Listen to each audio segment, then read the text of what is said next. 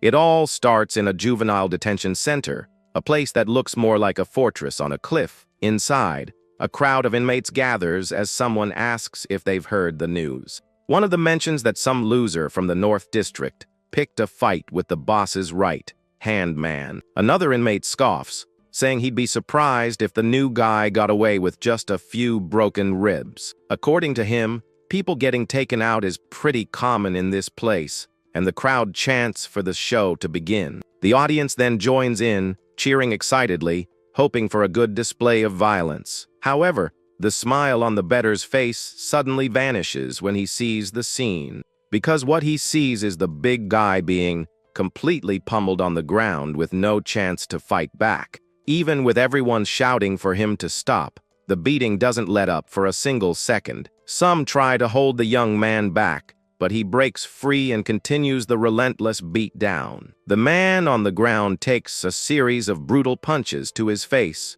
The henchman's expression is one of pure pain as he takes the hits, unable to do anything to defend himself. The mysterious fighter continues his attack with an impressive fury in his eyes. With a face full of anger, he seems determined not to leave anyone standing. Then, the one-on-one fight turns into a full-blown brawl against the new guy. In an instant, everyone who surrounded him is down on the ground, completely defeated. The same guy who was laughing before is now in shock, unable to believe what he just saw. And in the center of the yard, the victor stands up, covered in injuries but still on his feet. The boss's right-hand man who started the fight is on the ground, completely unrecognizable. The other prisoners look at the boy with fear, as he doesn't even seem human anymore. The inmates watch him in fear, and one of them says he looks something straight out of a nightmare.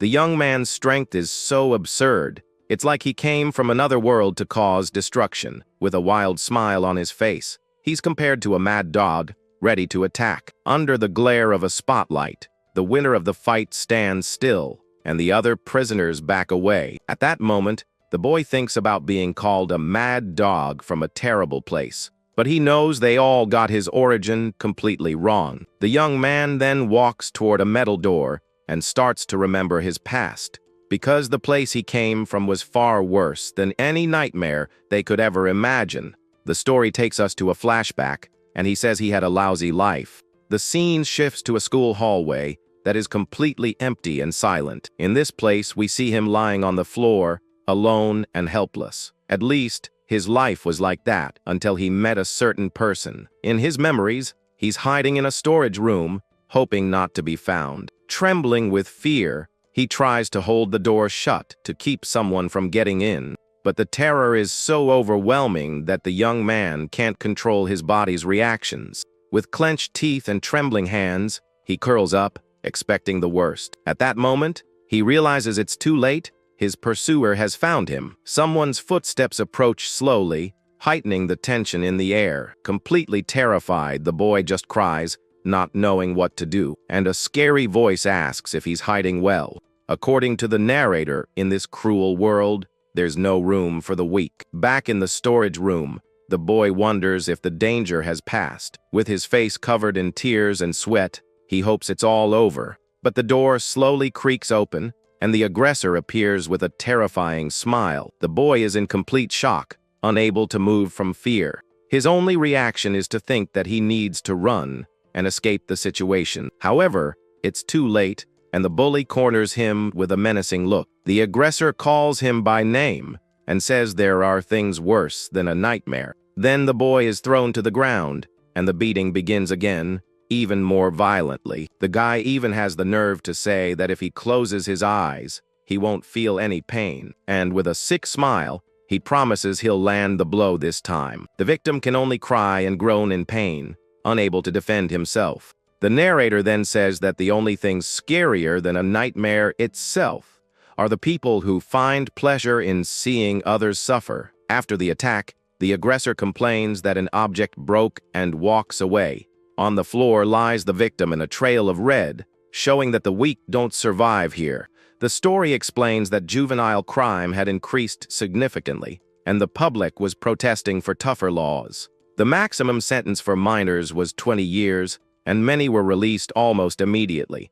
so the government changed the law to life imprisonment, but the youths were sent to detention centers. In the end, the new measures didn't work, and strength became the only thing that mattered. Bullying became common, and for the aggressors, it was just a game. But for the victims, it was a never-ending nightmare. Because of this, no one can stand up to the strongest, and the only way out a girl finds is a rooftop. When there's no way to survive, the only thing left for the weak is despair and a tragic end. The scene then shows us two students arriving calmly at the front of the school, and another student watches the school entrance, looking worried about something. In an alley, our protagonist's younger brother is cornered by a group of bullies. One of the aggressors taunts him, asking why he doesn't call his older brother for help. Another guy makes a face and mocks him, saying his brother is locked up for ending someone's life. With a malicious smile, he says that since he's the brother of a criminal,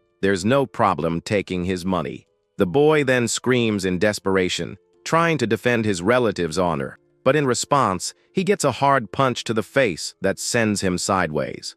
Then the aggressors surround him, saying he needs to be taught a lesson. Later, we see the young man who was beaten in the storage room walking home with a dirty uniform. In his thoughts, he resigns himself to having survived another day of torment. On the way, he finds a small, abandoned, and badly injured puppy inside a box. He crouches down and tells the animal that they're alike, because they're both covered in wounds. Suddenly, the boy hears a noise and yells for someone to stop what they're doing. Getting up, he tells them to leave the other guy alone and stop the aggression. On the ground is the same boy from before, getting beaten by other bullies and pleading for help.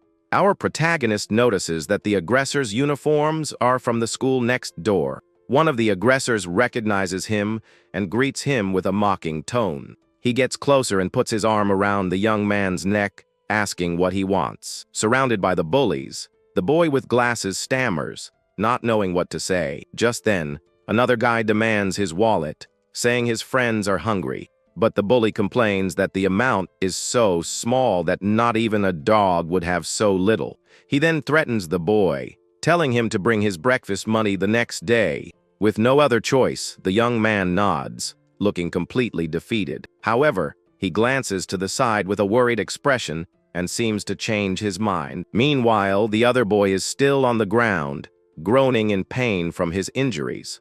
The protagonist then turns and calls out one of the aggressors by name. With a sudden burst of courage, he tells the group to leave the other student alone. The group's leader is shocked by his audacity and glares at him with an angry expression. He says the victim's brother is a criminal, so he's guilty by association. At that, the bully grabs him and warns that being called an upperclassman means nothing, and he dares him to have the same attitude in front of Kanemoto, the school's top dog. The protagonist remembers the demon that torments him, a rich kid who hurts others for fun. He recalls when Kanemoto chose him as a target as soon as he started at the school. According to him, when you become this guy's target, there are only two possible outcomes. Either you lose your mind from the constant torment, or you end up getting taken out by him. Back in the present, the aggressor tells him to get lost, so he doesn't embarrass himself the next day. The boy then decides to leave without causing any more trouble for himself. He says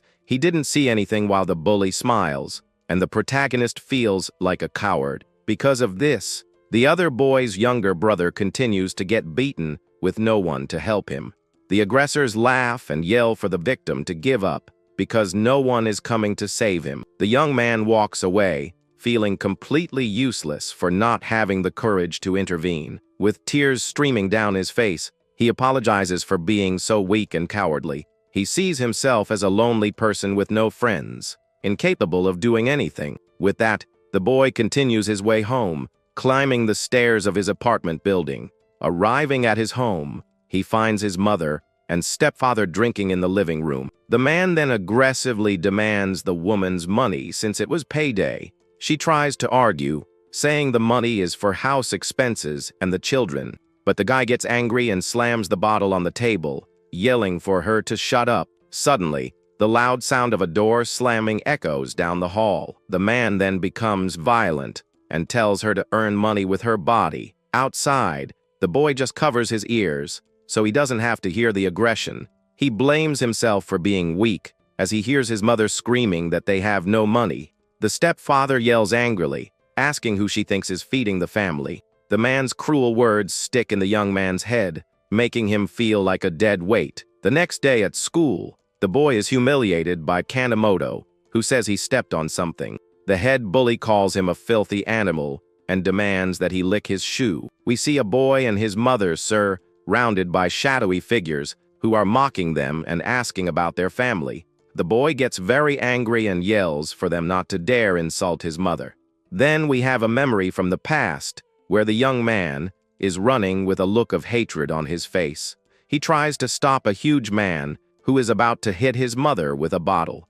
The aggressor has an angry look on his face and prepares to attack the woman on the floor. He ignores the boy and smashes the bottle on his head, telling the kid to get out of the way. The object shatters, and the protagonist starts to bleed heavily from the impact. The force of the blow sends the boy flying, and he falls to the ground. The man threatens to crush the woman, and she screams her son's name, Jin. Lying on the floor, the young man groans in pain and looks toward a table. With great effort, he reaches out his arm and manages to grab a knife that was there. Then the boy gets up, and his glasses gleam as he holds the object. The bully is about to hit the woman again, but doesn't see the boy approaching. At that moment, the boy runs toward the man and yells for him to stop. The brute turns and is surprised to see the child with the knife in his hand. His mother becomes desperate and asks her son to calm down, saying that she's okay. But the young man is determined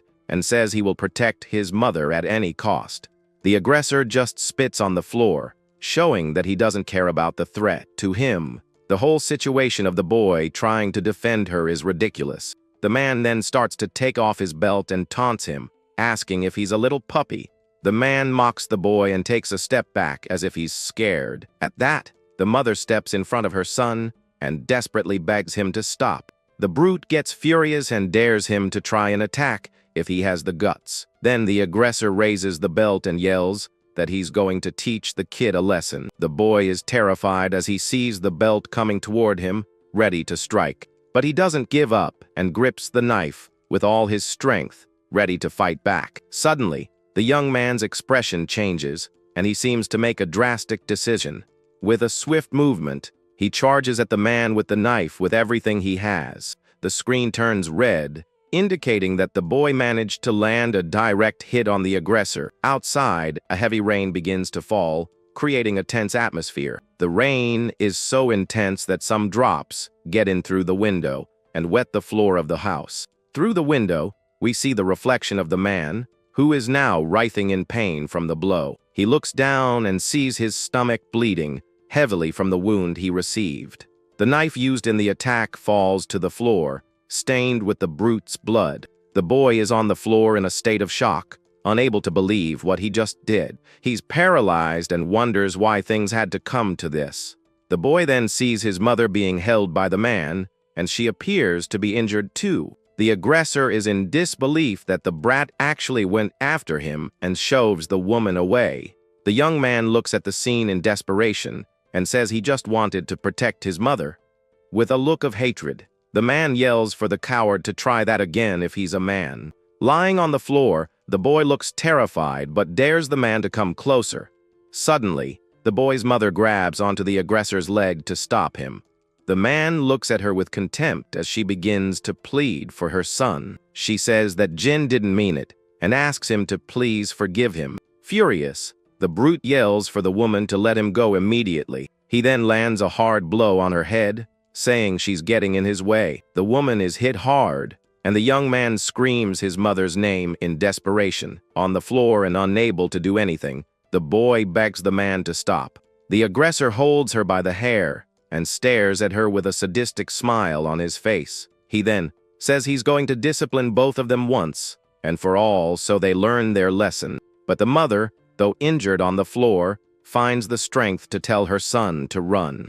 The boy is paralyzed with fear and starts to break out in a cold sweat, not knowing what to do, but he gathers his courage and says with determination that he will protect her no matter what. His mother insists he shouldn't worry about her and just get out of there. The aggressor kicks some bottles on the floor as he slowly approaches them. With tears in her eyes, the woman screams with all her might for him to run away. The young man supports himself on the floor and sees the shards of glass from the broken bottle near him. He then gets up and runs, apologizing to his mother for having to leave her. Seeing the boy run, the man gets even more furious and curses at the kid. From outside, the boy hears the man blaming him for everything while harming his mother. Lying on the floor and hurt, the woman calls her son's name in a weak voice.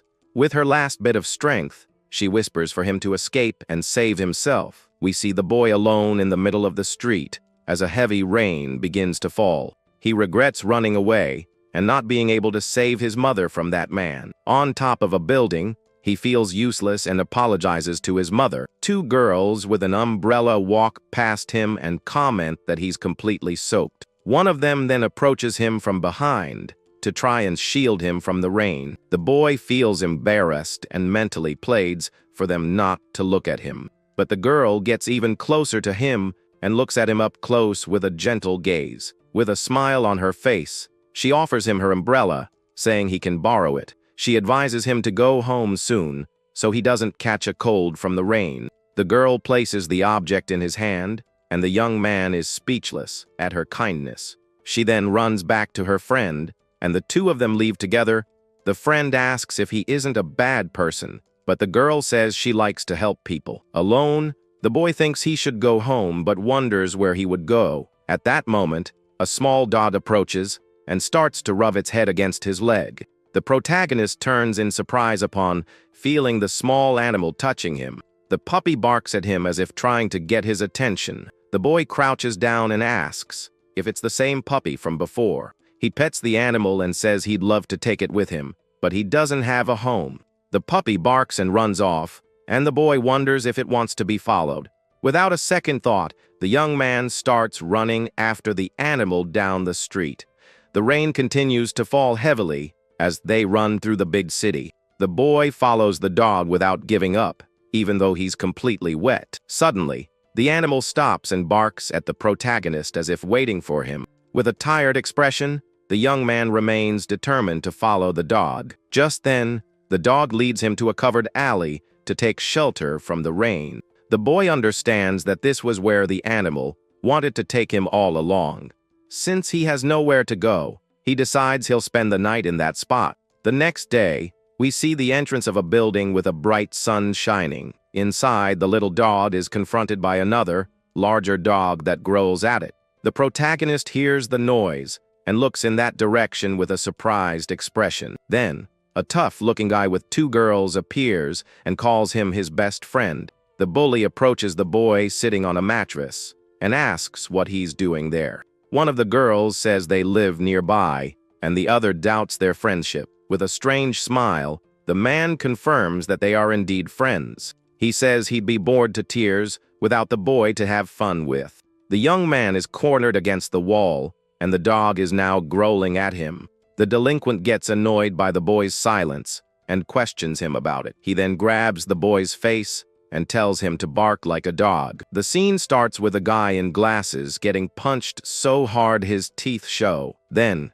the aggressor in the floral shirt gets angry and says he's tired of playing around with them. Seeing the man's expression, the young man with glasses becomes completely terrified of the situation. At that moment, the brute grabs the boy's hair with great force to humiliate him. He yells for the poor kid to hurry up and start barking like he's a dog. But suddenly, a brave little dog appears out of nowhere and bites the bully's hand. With his hand bleeding, the guy gets furious and doesn't seem to like that at all. The boy with glasses is surprised because he didn't expect the animal to protect him. With a look of pure hatred, the big guy says that now they've really done it. He then calls his own guard dog, a giant pit bull, to handle the situation. Soon, the two animals face each other and start growling at one another in the middle of the room. The larger dog shows its huge fangs with a look of pure malice toward the other one. In an instant, the giant dog lunges and attacks the small animal that tried to defend its owner. He bites down on the little dog's neck, which doesn't stand a chance against that beast. The poor little animal falls to the ground completely defeated, and the other one stands tall. Seeing the cruel scene, the aggressor breaks into a very sinister and mocking smile. At that instant, the boy with glasses falls into despair and starts crying and begging. The bully holds him and forces him to watch everything up close, unable to do anything. He says that a weakling can't protect anything or anyone in this world. The boy pleads one more time, saying the little dog won't make it if this continues. The villain just clicks his tongue with a very malicious smile on his face and seems to enjoy the situation. He then holds the young man by the hair and forces him to watch the scene, telling him to see how the animal is finished, and he threatens him, saying he should never dare to challenge him again. The big dog continues its merciless attack on the small, defenseless animal on the floor. In the darkness, the little dog lets out one last cry of pain before its end. The boy with glasses screams in despair upon seeing his only friend being taken away like that. With tears streaming down his face, he feels powerless and can't do anything. The brute pulls his hair again just to get his attention. Then, the aggressor throws the boy on the floor near the lifeless little dog. And to make matters worse, he even kicks the poor kid without showing any mercy. The villain then tells the boy to consume the animal's body if he wants to be forgiven for everything. He gives him an ultimatum and says he'll count to 5 for the young man to obey his order. On his knees, the boy thinks he was finally free from the loneliness he always felt. He wonders why the guy took everything from him in such a cruel and unfair way. The young man remembers how the little dog protected him and gave him a spark of courage. But in the end, he couldn't do anything and realizes he was alone again. His thoughts are of pure anguish, and he begins to question his own fate. The boy wonders if he was born just to have everything stolen from him all the time. Suddenly, the boy with glasses gets up from the floor, and the bully is very surprised. The aggressor doesn't understand anything and asks what the boy is planning to do now. The aggressor gets furious and asks if the boy is going to challenge him now too. He then grabs the young man and threatens him, saying that if he touches him, he'll go to reform school. Whispering in his ear, the villain says his older brother told him it's an amazing place, but the boy would probably be done for very quickly, and even if he tried to escape, he wouldn't get away. The man continues with his threats and now says that the boy's mother will be sold off to a shady club, and when that happens, his friends will take good care of her, leaving the young man terrified. He then questions what he should name the children she might have and suggests the name Puppy, because only a dog gives birth to another, and he even asks some very disgusting questions about his family. At that moment, the brute turns and says that every time he hears the name Kanemoto, he trembles with fear. The boy with glasses looks up with a gaze full of hatred and says that things have changed now. He yells that now he's trembling with rage and suddenly lands a punch on the guy's face. Next, the young man bites the bully's cheek and screams that there are some things you just don't say. The aggressor is shocked and can't believe the boy actually had the courage to hit him, but the boy doesn't stop and lands another powerful punch that throws the man backward. Full of fury, the young man grabs his enemy's collar and prepares for the next blow. Without hesitation, he delivers a powerful headbutt that instantly breaks the brute's nose. With his face all beaten up, the bully screams in pain and can't believe what happened. The 2 girls who were with him are terrified and start screaming, calling the boy a monster. One of them runs off to get help, while the other screams for her mom to save her. In the end, the young man stands there looking at the aggressor on the floor, completely defeated. With his face all dirty, the protagonist stares into the distance without any expression. Then the scene cuts to the family court, where the boy's fate will be decided. The judge bangs his gavel hard on the bench, demanding order in the court. He begins to read the charge against 15-year-old Akamori Gen for assault. Seeing the aggressor with his parents, the young man remembers he was arrested right after the fight. He tried to explain everything about the bullying to the police, but no one believed him. The teachers and classmates were bought off, and even his own father betrayed him for money. To make matters worse, his mother was locked in the house and couldn't help him in any way. With nothing left to do, He ended up being sentenced to 5 years in reform school. That day, the boy was finally able to leave behind the nightmare that was his life. But little did he know, he was just trading one nightmare for a new one, an even more brutal place where the strong simply preyed on the weak. Thus, the gates of the juvenile reformatory closed on a never-ending nightmare. The place was grim and surrounded by barbed wire, like a real prison. With his feet shackled, the young man walks slowly into the reformatory. One of the guards then yells at him and shoves him to make him walk faster. The boy thinks about the great injustice, as the real culprit got off completely free. He is then taken to the inspection room to follow the entry procedure. Inside, the guards yell for all the new arrivals to take off their clothes and stand up. And as he obeys, the boy realizes that everyone there is older and covered in tattoos. During the screening, a guard asks for the new guy's name, and he answers, stammering. The officer then yells for him to speak up, because he couldn't hear him properly. With a very unfriendly face, the man glares at the boy, who is quite intimidated.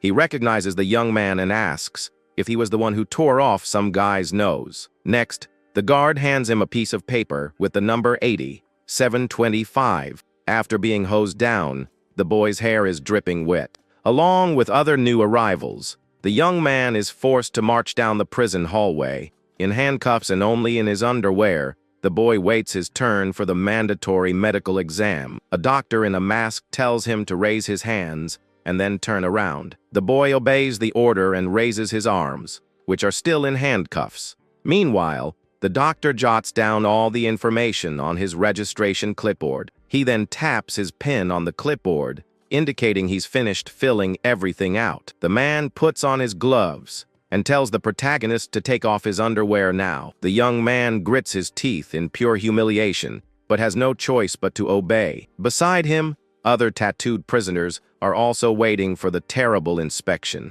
With great difficulty, the boy lowers his underwear, exposing everything to the doctor. Then, the man performs a full and invasive body search on the young man. Lying on the floor, the boy feels completely broken by the situation. All his dignity was shattered by the fear and humiliation he felt. To finish the process, his inmate photo is taken for the official record. In the reformatory yard, all the new inmates are sitting in neat rows. Suddenly, a guard yells for everyone to stand up because the director has just arrived. A man in an overcoat then appears at the door and pauses for a moment, clearing his throat.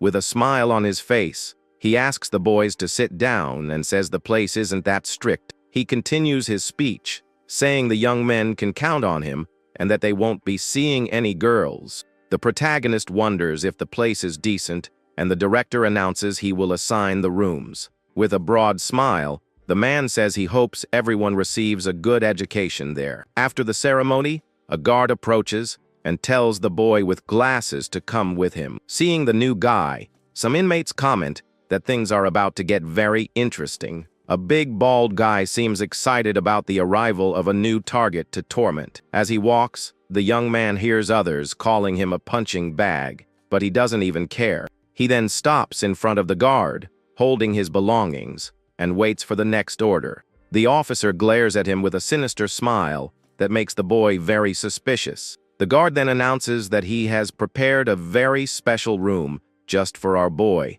The place is actually a dark, isolated cell in the basement of the reformatory. From above, the officer points to the solitary cell and says that's where the new guy will be staying. Without questioning, the young man walks toward his new and frightening quarters. The guard shoves him inside and mockingly tells him to enjoy the place. But upon entering, he finds himself in a room full of upperclassmen who are giving him nasty looks. One of them, with a malicious smile on his face, asks what the new guy's name is. The new guy tells his name to the upperclassmen, who surround him with threatening glares. But without warning, one of the inmates hits him with a very hard slap across the face.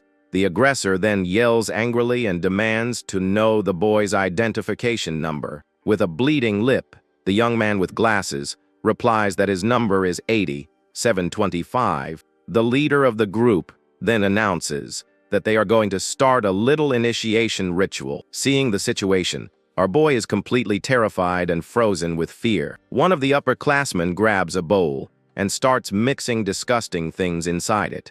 Then they force the boy's head down, telling him to remember this well. The cell boss declares him his god and says that his orders are absolute in there. On the floor, the young man with glasses grits his teeth and thinks he needs to endure everything for now. Noticing his resistance, the upperclassman gets closer and asks if the new guy has a problem. He then grabs the boy's hair and says that's enough for now, with a cruel smile. The man says that now he's going to teach him the rules of this place. The hierarchy of the place is explained, where the new guy is an outcast and must respect those above him. The first rule is to hand over all his supplies to the cell boss, who will distribute them. The boy looks at his items and understands that he must never go against someone of a higher rank. One of the inmates whispers in his ear that if he disobeys, things will get ugly. The boss then says he feels like using the restroom and tells the new guy to serve as a footstool. Not understanding,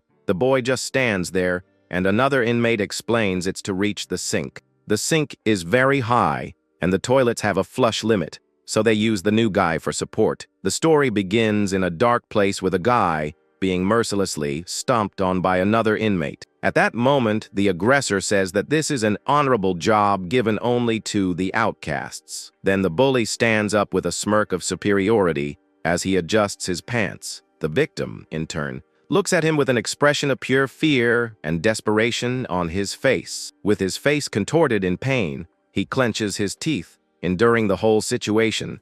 Without any warning, the big guy shoves the head of the boy with glasses straight into a sink. But the tables turn, and the aggressor now yells furiously, threatening to finish the other guy. The scene shifts to a prison where a massive brawl is happening, and it seems very serious.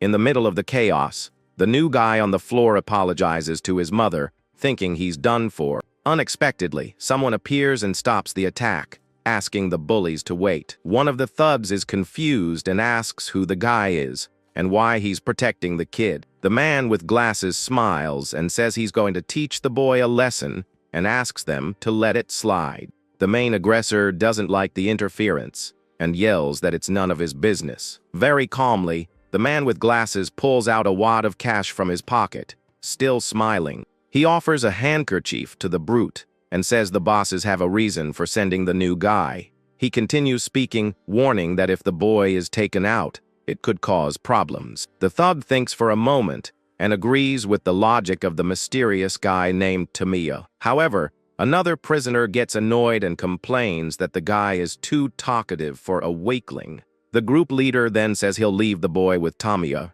but the responsibility is on both of them. With that, the aggressors walk away, leaving Tamiya alone with the young man still on the floor. The man with glasses approaches and offers a bandage to the injured boy on the ground. He tells the young man to use it to clean himself up while the other inmates walk away. The new guy is confused by the help, but Tamiya tells him to remember one important thing. The advice is for him to endure whatever comes his way, because otherwise, he won't be able to survive. But the boy says he can't, and his protector offers help, asking if he wants to live. Then, Tamiya shows him the prison schedule, explaining the general work time. He details that they split into groups for cleaning, and that he's in charge of the laundry area. The young man with glasses listens intently, seeming to understand his new colleague's plan. A guard opens a gate, announcing free time and warning them not to cause any trouble. At that, the prisoners rush out of their cells,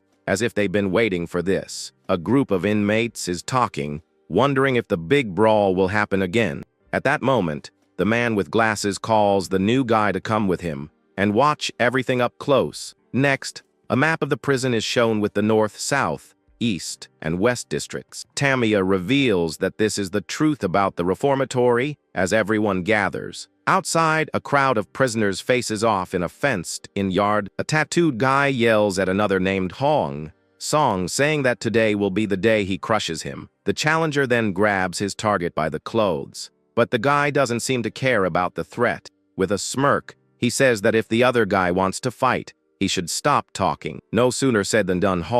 Song lands a powerful punch on the big guy's face, who bleeds a lot. With that, a gigantic fight breaks out in the yard, with people flying everywhere. The other prisoners watch the fight from the fence, encouraging the fighter and yelling for him to win.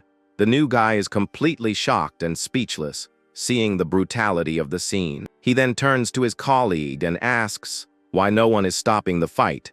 The answer is right there, with the guards simply watching everything while smoking. Tamiya then explains that although it looks like a normal prison, this is the true face of the place. He continues, detailing that the reformatory is divided into 4 districts with common areas. As the fight continues, Tamiya reveals the most important rule here: fists do the talking. The young man with glasses doesn't understand and asks his new friend to better explain what he meant. With that, his protector states that brute force is what matters, and the stronger you are, the higher your status. The strongest can even manage a district in place of the guards, controlling the other inmates. This makes the guards' job easier, so they don't get involved in anything that happens between the prisoners. As long as no one is eliminated, the officers simply turn a blind eye to all the violence. He concludes his explanation by saying, "It's exactly like the scene they are watching right now." Back at the fence, the bettors yell furiously, threatening the fighters if they lose. In the yard, Hong Sung fights against 4 opponents at the same time, showing his skill. He manages to block one of their attacks with ease and prepares for a counter-attack. The opponent smiles sadistically, even though he's in a disadvantaged position in the fight, but the smile vanishes when Hong Sung lands a devastating punch on his face. The impact is so strong that a lot of blood splatters everywhere, showing the force of the blow. Another guy tries to grab him from behind, but Hong Sung is already turning, ready for another exchange. The dark-haired fighter blocks the blow and lands a powerful punch on the opponent. The opponent is shocked by the force of the attack, as his face is hit squarely. Without wasting time, he kicks another guy away, finishing the fight with a lot of style. Only one blonde enemy remains standing, facing the winner with the others down on the ground. With an angry expression, the blonde guy wonders if his opponent is some kind of monster. He then clenches his bandaged fist, preparing for a last, desperate attack. Yelling with all his might, the guy charges at the dark-haired fighter. The scene shows the blonde's point of view as he runs toward his target for the final showdown. But Hong Sung dodges and lands a perfect uppercut that lifts the opponent off the ground. The impact violently throws the blonde guy's body backward, splattering blood. We then see the winner standing, out of breath, over the defeated body of his opponent. With the fight over, he calmly picks up his shirt that was on the yard floor. The fighter throws the shirt over his shoulder as the crowd of prisoners watches him. Everyone is impressed with Hong Sung's strength and chants his name in celebration. The young man with glasses watches all of this, completely amazed by what he saw.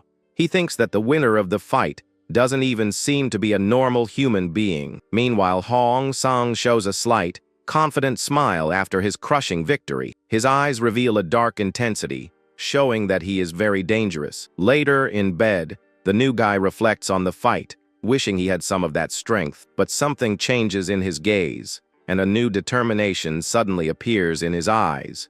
The young man with glasses is now lying in his bed, curled up under the blanket. The next day, the sun rises in a cloudy sky over the reformatory. In the mess hall, the inmates are eating their breakfast in a bustling atmosphere. The new guy asks how the fighters came out unscathed, and Tamiya replies that it's a rule. He explains that when there are problems, they settle them with a fight, and beating someone stronger promotes you. Surprised, the boy with glasses asks if anyone can challenge the stronger ones. With a smile, his colleague says, "It's useless unless you're very powerful," because according to him, the top dogs don't care even if you completely demolish your opponent.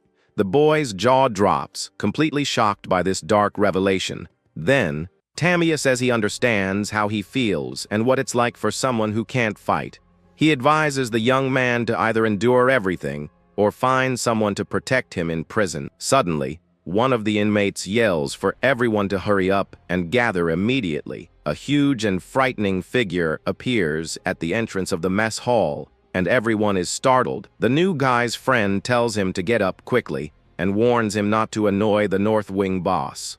The bully from before approaches the boss with respect and asks what he's doing there, but the big guy just ignores him and continues walking through the mess hall with a serious look. His heavy footsteps echo through the hall as he approaches their table. Standing in front of the boy, he asks intimidatingly if he is Gen Amamori. Very scared, the young man confirms his identity, stammering before the giant man. Without warning, the boss grabs the boy by the collar with frightening strength. The giant introduces himself as Retsu Kanemoto with an extremely menacing look. He then reveals he is the older brother of the guy whose nose the new guy tore off. Kanemoto confesses that he was the one who had the boy transferred to the North Wing and promises to take good care of him. He warns everyone that the boy is his now, and whoever takes him out will have to deal with him. After the warning, the boss throws the young man with glasses hard onto the floor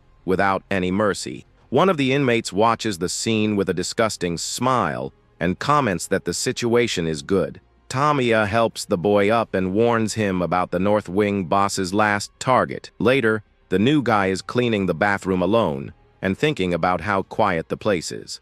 For a moment, he believes he might be safe there since no one is around. But suddenly, a foot kicks the door open with force, showing he's no longer alone. A bald, muscular man appears with a malicious smile, calling him fresh meat. He approaches the boy, saying he looks tasty and fresh, while the boy backs away. With a scary look, the man says not to be afraid, as he just wants to play a little. The young man with glasses panics and tries to defend himself by pushing the aggressor away. Next, a shower is turned on, and water starts to spray, creating a tense atmosphere. Now all wet, the boy faces his aggressor, who seems to enjoy the scenario. The bald man then licks his lips with an expression of pleasure, saying this is the best. He grabs the new guy forcefully, telling him not to be so tense while being held. The man starts grabbing at the boy's clothes, saying they're going to have some fun. With his face contorted in pure terror, the young man finds himself trapped in this horrible situation. The protagonist is being held by the neck by a giant bald man and tries to break free with all his might. He takes a hard blow to the face, but continues to resist the brute's grip. Then the bald man smiles and says the boy is surprisingly feisty for still resisting. At that, the giant grabs the young man's hair, saying he likes that kind of attitude. But at that moment, the boy grabs the aggressor's arm and asks him to wait a moment. Another guy with glasses appears and interrupts the fight, calling the bald man boss. He warns that if a single scratch is left on the new guy, everyone will have a big headache. The brute gets annoyed by the warning and seems to think about what to do next. With a smile on his face, he lets the young man go and says they were just playing around a bit. But he doesn't miss the chance to comment that he wouldn't mind being in the other guy's place. Getting closer, the bald man says that if he really wants to protect the boy, he better think carefully about the consequences. With that said, the giant turns and walks away, leaving the two prisoners behind. The man with glasses turns to the new guy on the floor and asks if he's okay after the commotion. He helps the boy up while explaining that those guys are dangerous and that revenge is certain. The boy with glasses walks away alone down the hall, thinking about the hard work of cleaning the baths. Suddenly, someone trips him, causing the young man to stumble and fall hard to the floor. With that, the boy finds himself surrounded by a group of prisoners who don't seem to have good intentions. One of the group members looks confused and asks the others what they're doing there. Without warning, one of the henchmen lands a powerful punch right in our protagonist's face. Then they all start kicking the fallen young man, saying this is for touching their boss. A woman in a lab coat appears and interrupts the assault, asking what they are doing. One of the aggressors recognizes her as Dr. Kanda and says they were just teaching him a lesson. She then tells them to stop because it will be a problem to deal with later and warns them about roll call. With that, the guys get the message and leave, saying they'll leave the rest to her. One of them looks back and tells the fallen young man that he got lucky this time. Immediately after, the scene changes and shows the door to the prison infirmary where the boy was taken. Inside, he's lying on a cot, and the doctor warns that the treatment will hurt a little. She dabs a cotton ball with medicine on the boy's injured back, and he winces in pain. The woman tells him not to hold back, and to let her know if he needs anything during the process. But the protagonist grips the sheet and says he's fine, even though he's in immense pain. The doctor is a bit surprised by the prisoner's willpower in this situation.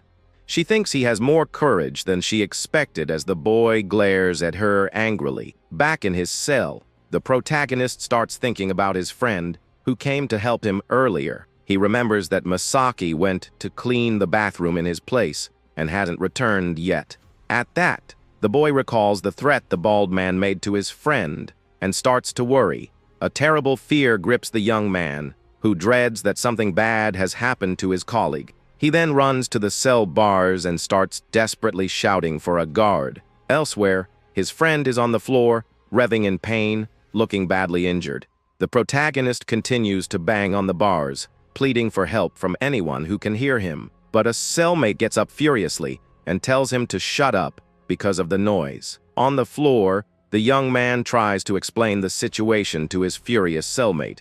He grabs the man's leg and says that Masaki went to clean the bathroom and hasn't come back. The other prisoner shoves him away forcefully and yells that the guards will look for him anyway. He then tells the boy to shut up and wait quietly without making any more noise.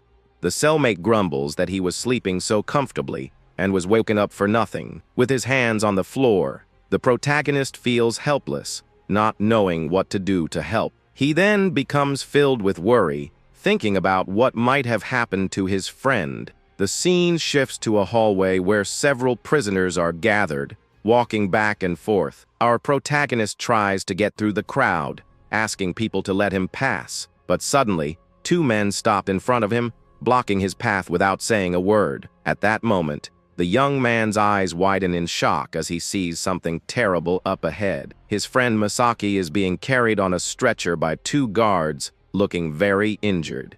Other prisoners watch the scene, and one of them points to the bathroom where he came from. Then everyone sees the mess in the place and comments that they really did a number on the poor guy.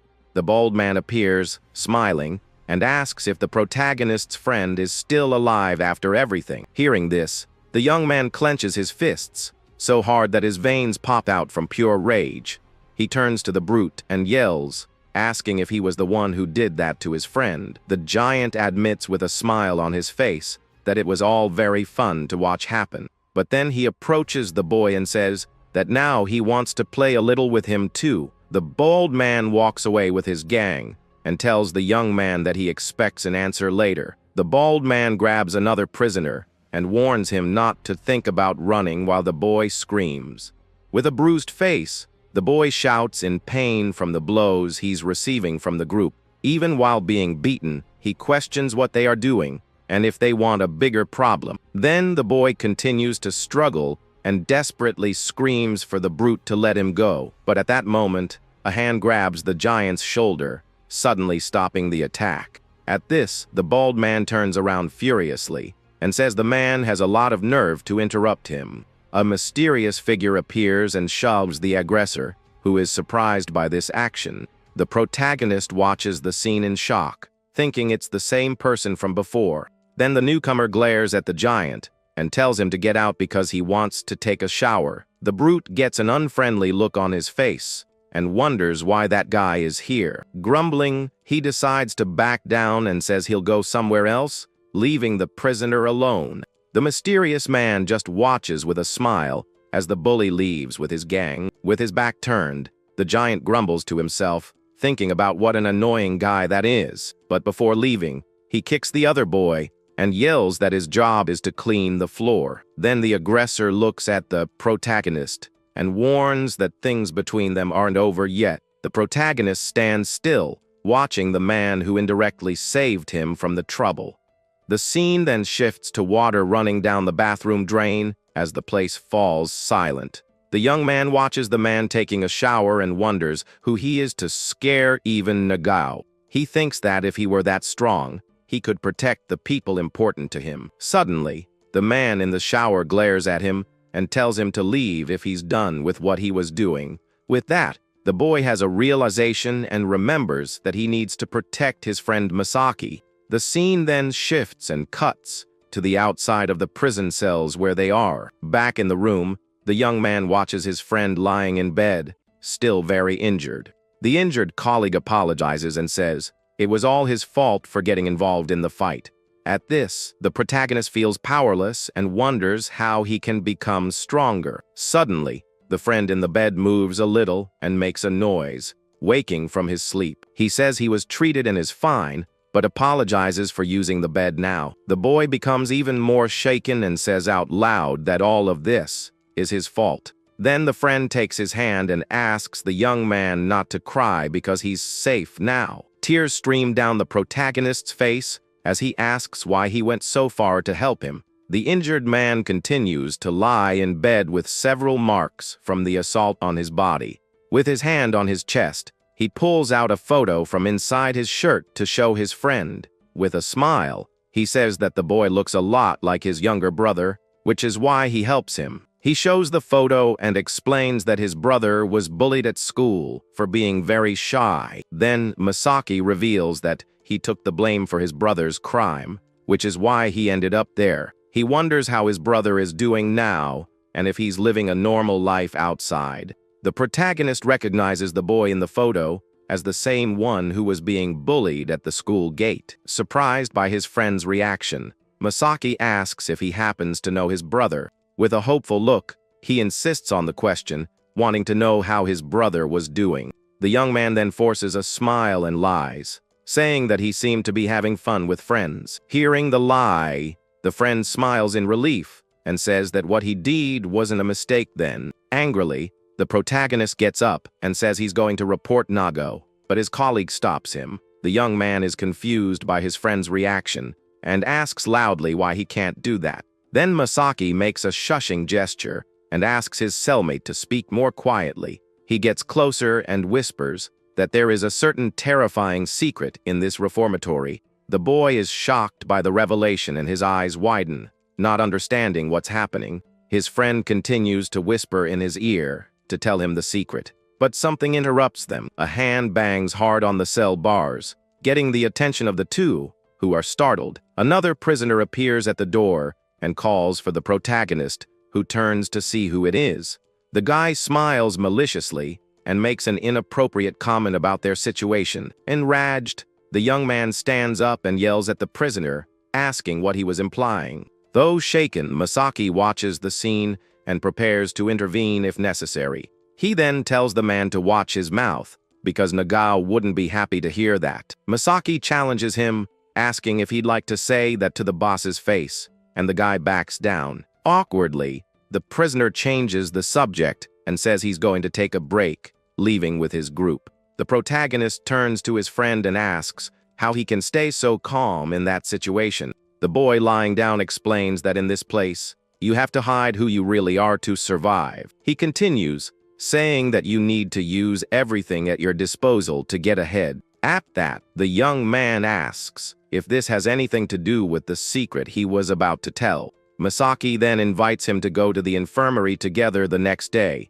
and wishes him a good night. The scene is in a reformatory dorm, where a guy is making the bed of a bunk. In the darkness, a pair of eyes watches everything silently. The night is dark, and the full moon illuminates the cloudy sky. We see a young man lying in bed, coughing a little, with a very worried expression. He then looks down, wondering if his bunkmate is okay. His friend Masaki is all beaten up, and he remembers the advice to endure everything quietly. With that, the boy wonders if this is really the best way to protect himself. He then thinks it would be good to be, like the other guy, to become stronger. The boy remembers that even Nagao, the strongest one there, was afraid of that man. He recalls how the man managed to fight against 4 guys at the same time. The memory of that intense fight comes to his mind, leaving him scared. At that moment, he starts imitating the fighting moves while lying in his bed. But he soon realizes it's useless, because he doesn't have the strength to fight like that. Hopeless, the young man curls up in bed, not knowing how to live safely in that place. Outside the building, a heavy rain begins to fall during the night. Meanwhile, in a hallway, Masaki is being led by two colleagues to the infirmary. The friend tells him not to worry about the time, while supporting him to walk. Suddenly, the inmate notices some movement and gets scared, as everyone should be asleep. Right ahead, a man in a suit walks toward him, escorted by some guards. The group leader finds it strange and asks what the new guy and Dr. Kanda are doing there. Dr. Kanda explains that Tamiya is not well, so she is taking him to the infirmary. At that moment, Masaki asks if something is wrong with him. The friend with glasses replies that it was just an old wound that opened up, but it's nothing serious. The man in the suit then understands the situation and allows them to go on their way. With a suspicious smile, he turns and tells the boy to take good care of himself. After they walk away, the colleague questions Masaki about not saying anything about Nagao. The protagonist states that he can't trust anyone inside that dark place. He then whispers in his friend's ear that they are manufacturing illegal things in there. The boy is in shock at the revelation and asks who is doing it. Masaki says he doesn't know yet, but if he exposes the leader, he'll get what he wants in return. Finally, he asks his colleague not to tell this secret to anyone else. As they continue down the hall, someone watches them from the shadows with glowing eyes. Finally, the boys arrive at the reformatory's infirmary room. The doctor starts to treat the wounds on Masaki's arm very carefully. Suddenly, two guards enter the room, surprising the doctor and the patient. One of the guards calls for Masaki Tamiya, saying he will take him to an outside hospital. The boy refuses the offer, and his friend is confused because an outside hospital would be better. The doctor then intervenes, holding the guard's arm and taking responsibility. The guard gets angry and threatens the doctor, telling her not to meddle in his affairs.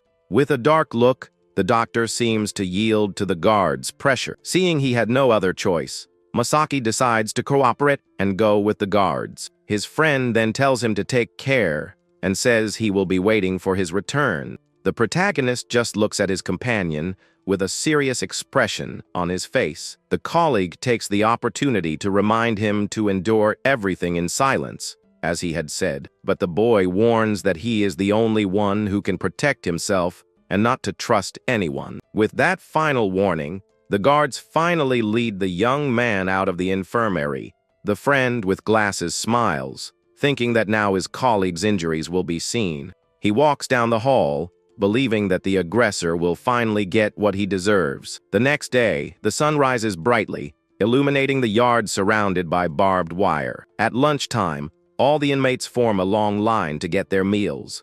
The boy gets his tray, wondering when his friend will be back from the hospital. Meanwhile, at the table, an inmate with a malicious smile tells a piece of gossip to another. He says that someone tried to escape the previous night and ended up being eliminated in the attempt. The person telling the story seems very happy about what happened. With a grin from ear to ear, he reveals that the escapee was Masaki Tamiya. Upon hearing that, the protagonist's friend is in shock and drops his tray on the floor. He stands completely paralyzed in the middle of the mess hall with his hands trembling. His mind can't process the news that his only friend is gone. Everyone in the mess hall looks at the boy, who remains standing without any reaction. He thinks it must be a mistake, because Masaki went to the hospital for treatment. Suddenly, some guards approach, walking silently through the mess hall. The inmates watch the officers' movements, as they seem to be looking for someone. The head guard, Shiro Katsumata, appears, and one of the prisoners hopes it's not about him. The officer then turns his head and looks in the direction where the commotion started. He stops in the middle of the hall and prepares to make an announcement to all the prisoners. The guard announces that Masaki Tamiya escaped the previous night and injured two guards, and to everyone's shock, he finishes by saying that the escapee was instantly taken out. The boy's friend thinks this is absurd, as he didn't have the strength to hurt anyone. The officer takes the opportunity to leave a very clear warning for the inmates. He says that anyone who doesn't behave will meet the same end as Masaki. Looking at everyone, after the threat, the two guards turn and leave, leaving the mess hall in silence. The boy with glasses remembers his friend being taken away the previous night. A bald inmate comments that it's a waste, because the fun was just beginning. With great anger, the young man yells at the brute to not make fun of his friend. The bald man then reveals that Misaki even tried to fight at the beginning, but it was no use. But he quickly calmed down when he was threatened in front of everyone, becoming a little angel. The bully says he wanted to play with the three of them together, and the boy explodes with fury, blended by hatred. The boy runs toward the bald man and lands a punch on him. The blow lands squarely on the big guy's face, who barely moves from the impact. In an instant, the young man takes a powerful counter attack that leaves him very injured. With a powerful kick, the brute sends the boy flying into the middle of the mess hall. Even on the ground, the young man continues to be beaten without being able to defend himself. The bald man scoffs at the boy's strength and challenges him to keep fighting if he can. But the boy with glasses doesn't give up and clings to the bully's leg with determination. The muscular man gets irritated with the young man's persistence and glares at him with hatred. He then stomps with all his might on the boy, calling him useless trash. The brute's friends laugh at the situation, finding the boy's courage unbelievable. The young man continues to be mercilessly assaulted, getting more and more injured. The bald man lifts him by the collar, asking if he's going to play possum now. He prepares another punch to hit the boy's face and end the fight for good. Suddenly, a hand appears and grabs the bully's arm, stopping his attack. A shadowy figure says that he spilled the soup and asks how he's going to fix it. The brute is shocked and scared when he sees who interrupted his fun. The mysterious man squeezes the bald man's arm, who glares at him with a mix of fear and anger. Effortlessly, he throws the giant aside as if he were nothing. One inmate suggests helping, but his colleague stops him, saying it would be useless. The blonde guy offers his soup to the mysterious man, trying to calm the situation. Another prisoner tries to calm the bald man, reminding him that guard Katsamata is nearby. The tension rises in the mess hall, with everyone watching the confrontation in silence. The bully gets furious because if he runs now, everyone will see him as a coward. Masaki's friend is on the floor, all beaten up and almost unconscious. Then the mysterious man says that if he's still alive, he should go get his injuries treated. With a look of hatred and pain, the boy seems to find the strength to react. The dark-haired man then turns and walks toward the bald bully. Lying on the floor, the injured young man watches the scene with his hand on his chest, feeling a lot of pain. He then gets up with difficulty and moves away from the trouble that is about to start. The mysterious man stops in front of the brute, who is holding his food tray. With a threatening look, he orders the bully to get out of his way immediately. The bald man is startled by the boy's attitude and is speechless for a moment. Furious at the affront, the big guy yells for the man to wait and not go anywhere. One of the bully's friends tries to calm him down, but he seems determined to fight. The mysterious man tells him to drop the fight and asks if he wants to be humiliated. The bald man doubts that the boy can beat him, and it seems the situation is about to get worse. Masaki's friend watches from a distance, wondering if he can beat so many opponents. The man says not to get in his way because his food is getting cold and ignores him. Blind with rage, the brute charges, yelling that he'll make him regret it. The other inmates get excited and start betting on who will win the fight. The bully then throws a powerful punch with all his strength at the opponent. But the boy dodges with ease and says he trained so he wouldn't lose anymore. The bald man gets angry that he's only dodging and tells him to stop running and fight. The bald man tries a punch, but the dark-haired boy uses the table to defend himself. The brute's friends celebrate, saying he's amazing and that this is nothing. Masaki's friend watches the fight, shocked by the bald giant's strength. The muscular man gets annoyed, and the opponent complains that fighting is very boring. With agility, the boy dodges a kick while holding his food tray. Seeing an opening, the bully smiles and prepares to attack with everything he has.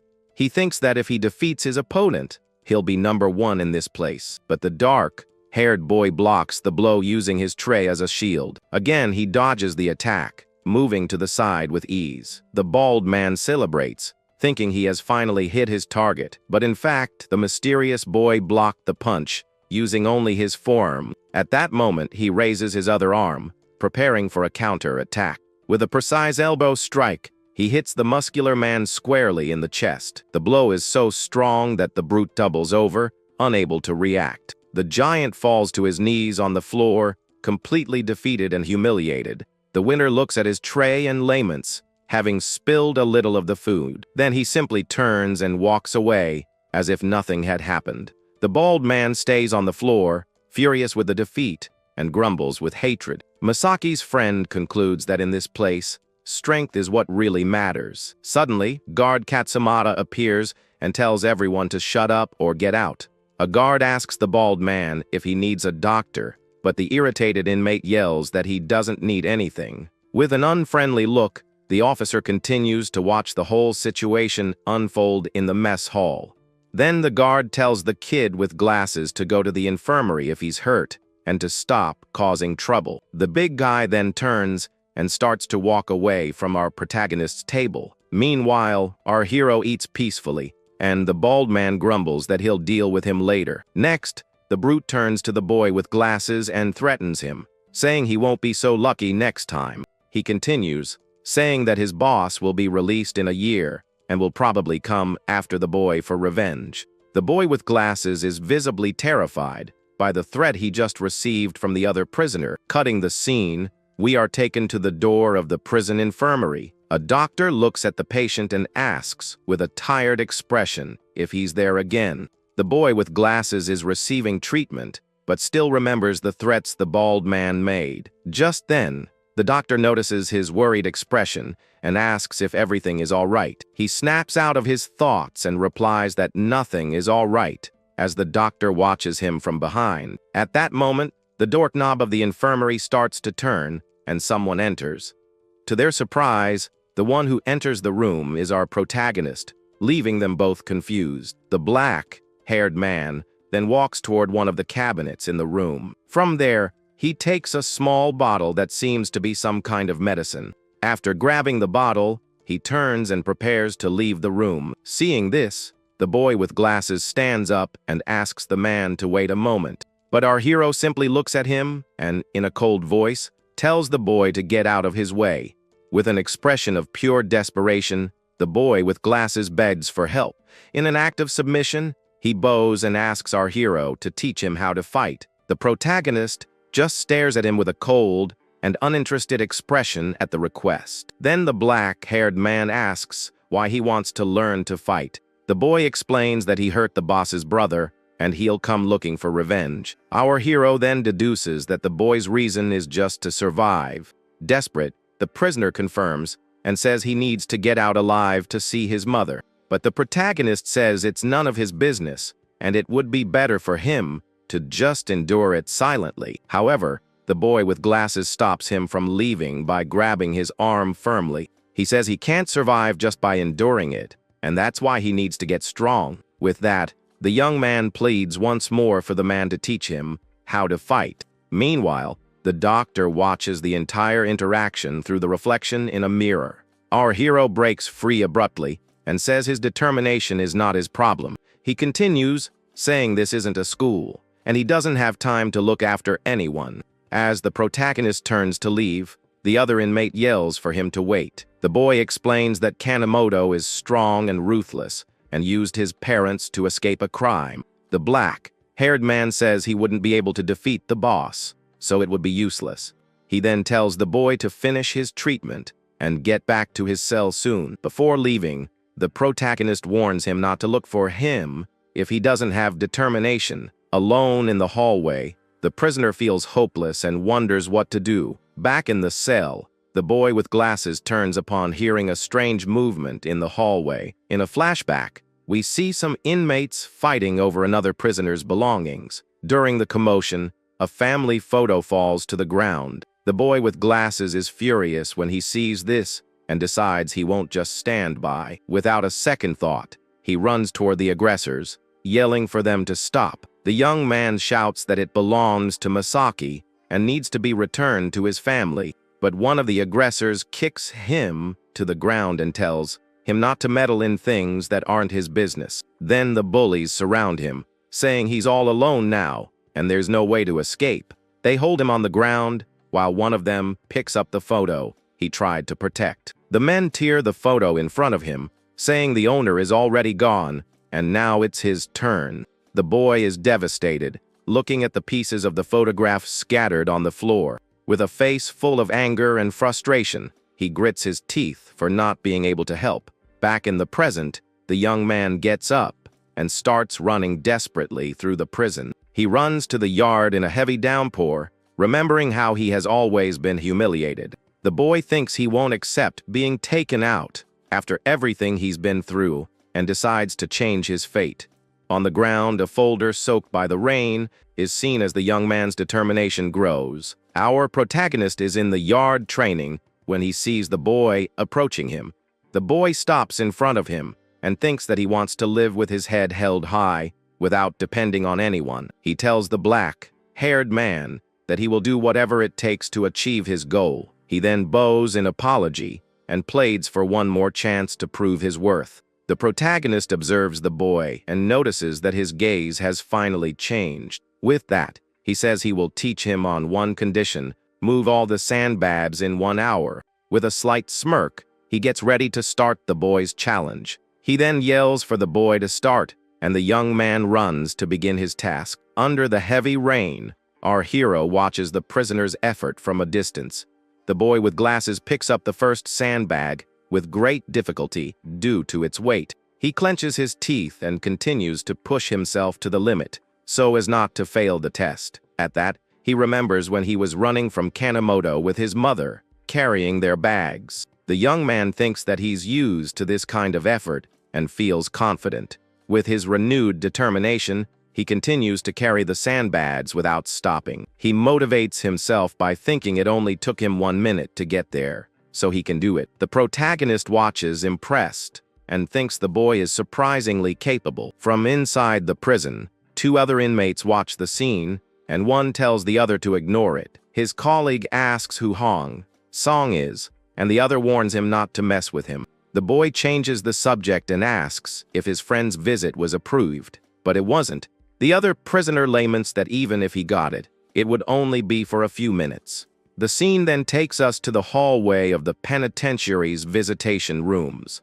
A sign on the door indicates that this is the visitation room of the prison complex. Inside the room, a man angrily crushes a soda can in his hand. He slams the can on the table and angrily asks when they are going to get rid of someone.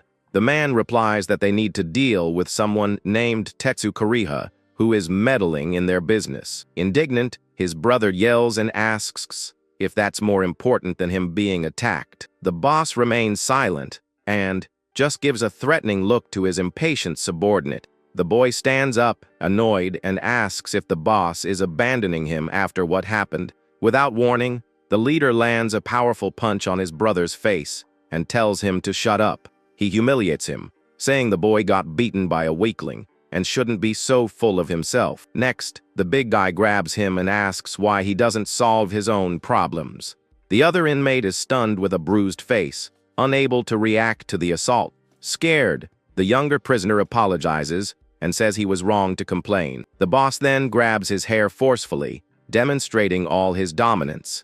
He explains that they need to be patient because consecutive eliminations would raise suspicions. The plan is to let the target live for a year and after that, make him experience a living nightmare. With an evil smile, he eats a piece of fruit while coldly planning his revenge. Back in the yard, the sky begins to clear and there are only 15 bags left for the boy. Even exhausted and sweating profusely, he continues to carry the sandbags with determination. He drags himself along the ground, thinking he just needs a little more strength to finish. The protagonist looks at the clock and thinks that with only 10 minutes left, he won't make it. However, he admits that the boy's performance is much better than he imagined, but he concludes that at this level, the young man won't be able to keep up with his training. The boy with glasses notices the black-haired man's look and wonders if he's disappointed. With that, he thinks it makes sense, as he has no redeeming qualities. He starts to have doubts and thinks the man never intended to teach him from the beginning. His mind is flooded with negative thoughts about all the things he feels incapable of doing. Desolate and exhausted, he considers that maybe it's better to just stop trying. But at that moment, a voice emerges, and one of his aggressors asks if he's giving up. With a contemptuous smile, the man says that's probably the best choice for him. Another inmate joins the taunting and says he should just be submissive to them. The man curses him, calling him a failure just like his mother and blaming him for his ruined reputation. The boy with glasses is shocked when a hand touches his shoulder in the middle of the argument. It was Kanemoto's brother who, with a mocking smile, asks if he hit the nail on the head. He continues the taunt, asking if the young man wants to be like Honged Song and tells him to look at himself. With tears streaming down his face, the boy denies everything and says the accusations aren't true. The aggressor pressures him to admit his uselessness and quietly wait for his end. All the bullies burst out laughing and call him trash, telling him to just drop dead. But the young man shows his teeth and yells with all his might that he is not trash. In a fit of rage, he yells not to be underestimated, breaking through his barrier of doubt. From a distance, the protagonist hears the scream and turns to see what's happening. The boy then decides that if he's going to go down, he'll go down fighting to his absolute limits. He vows that he will change and that he doesn't want to have any regrets, even if it's the end of him. Seeing the boy's determination, our hero gives a slight, satisfied smile, with his eyes shining with pure determination. The boy charges forward, thinking it's not so bad. On an impulse, he stops his foot hard on the ground and runs with impressive speed. The young man reaches the pile of bags and prepares to continue his task without rest. With less than 10 bags left, he fills himself with courage and vows to finish the challenge. But the protagonist notices that the boy's body looks strange and is near its limit. Worried, he runs toward the boy and yells for him to stop immediately. The young man hears the warning but refuses to stop, saying he can't do that now. He grits his teeth, thinking he needs to survive and prove his worth at any cost. Our hero gets even closer and yells for him to stop pushing himself so hard. He warns him that at this rate, the boy is going to end up done for. Seeing that his words aren't reaching him, he decides he'll have to stop him by force. The boy continues to drag himself along, thinking he just needs a little more strength. He looks at the last 3 bags on the ground and focuses on his final goal. With a hopeful smile, he thinks that if he can carry these, it will all be over. But at that exact moment, the black-haired man hits him with a punch to the stomach. The blow knocks the wind out of the boy, who is paralyzed with pain and surprise. Lying on the ground, the young man asks why the other inmate attacked him like that. The protagonist explains that he had already reached his limit and had to be stopped, but the stubborn boy tries to get up and says it's not over yet, and he'll see it through to the end. With that, the man holds him by the shoulders and says he's already done more than enough. The boy with glasses then asks if the other could teach him to fight, and the mysterious man accepts the request. With a confident smile, he promises to turn the boy into the strongest fighter there is. This declaration leaves the young man with glasses completely shocked and speechless at the situation. Suddenly, the scene changes, and the boy with glasses is thrown to the ground with force by his new master. Everything goes dark for the boy, who can't see anything around him. Just then, he starts to see the silhouette of a person slowly approaching in the darkness. The man reveals himself, and the boy wonders who this figure named Mamoru could be. Then the strange man runs toward him, yelling that he's going to finish him. With that, the boy with glasses wakes up from his nightmare, screaming and startled in the hospital bed. A woman who appears to be a doctor is startled by the patient's scream while adjusting his IV. She says he's fine now, but thinks it's a joke that they brought the boy in that state. At that moment, his master appears at the room's door, stating that he is very serious about the training. The doctor doesn't like the man's attitude at all and gives him an angry look. The fighter says he'll wait outside and that the young man has only 10 free minutes to rest. With that said, he leaves the room with the doctor, closing the door behind him. Alone in the room with his trainer, the boy seems a bit intimidated by his presence. The man explains that they will train by pretending the boy is undergoing treatment to avoid suspicion. He reinforces that everything must be kept secret until the training is over and asks if the young man understood. The boy bows, thanking him very much and promising to do his best. As the master asks for his attention, he reveals that carrying the sandbags was just a warm-up and that, at the moment, the boy doesn't stand a chance.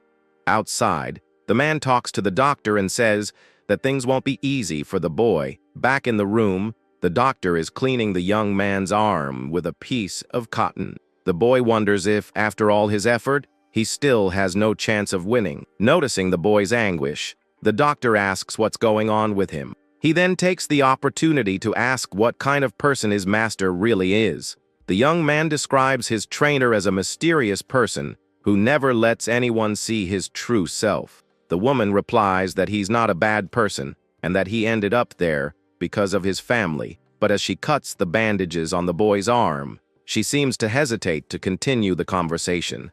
She advises him, saying that in this world, there are some things it's better not to know. Next, the doctor says she has already spoken with the guards and that his master is waiting for him in the warehouse. With a subtle smile on her face, the young woman wishes the boy good luck in his training. After that, we see the building where the warehouse is located under a bright sun. On the door of the place, a sign indicates that free time is over and it's time to train. A sliver of light illuminates a dark hallway, creating a suspenseful atmosphere. The boy with glasses is surprised to see the inside of the place where he will train. He enters a room full of lockers and shelves that looks like a storage room. The boy comments that the place is very dark and he can barely see properly. His master appears, explaining that training without sight will sharpen his other senses.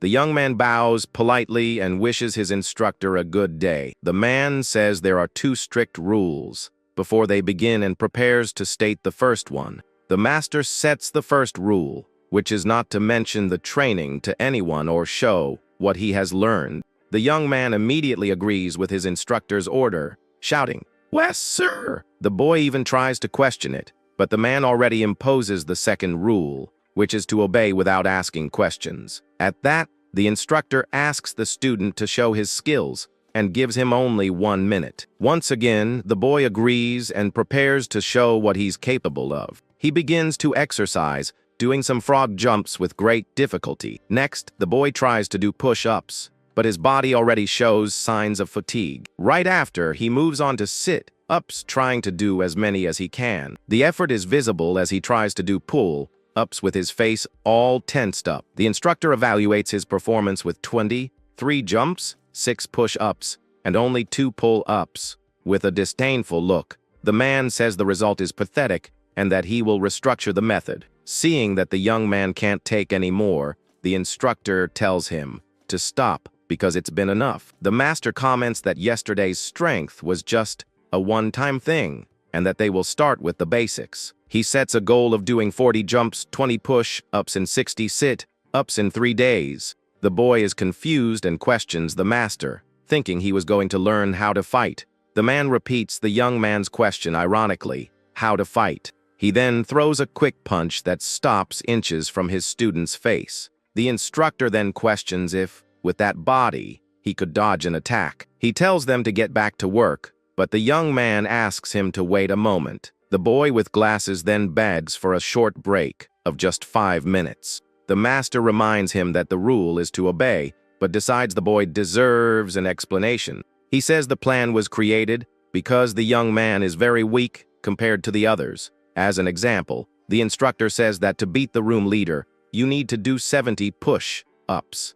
The boy with glasses is shocked by the goal and asks if that would be in 1 minute, and the man confirms. The master then states that their district is ruled by strength, and without it, there is no way to survive. He also warns not to underestimate a guy named Kanemoto, who is ruthless and always finishes what he starts. The boy starts to break into a cold sweat, imagining what will happen if he can't fight. With that, he has a vision that his life will become a living nightmare at the hands of that man.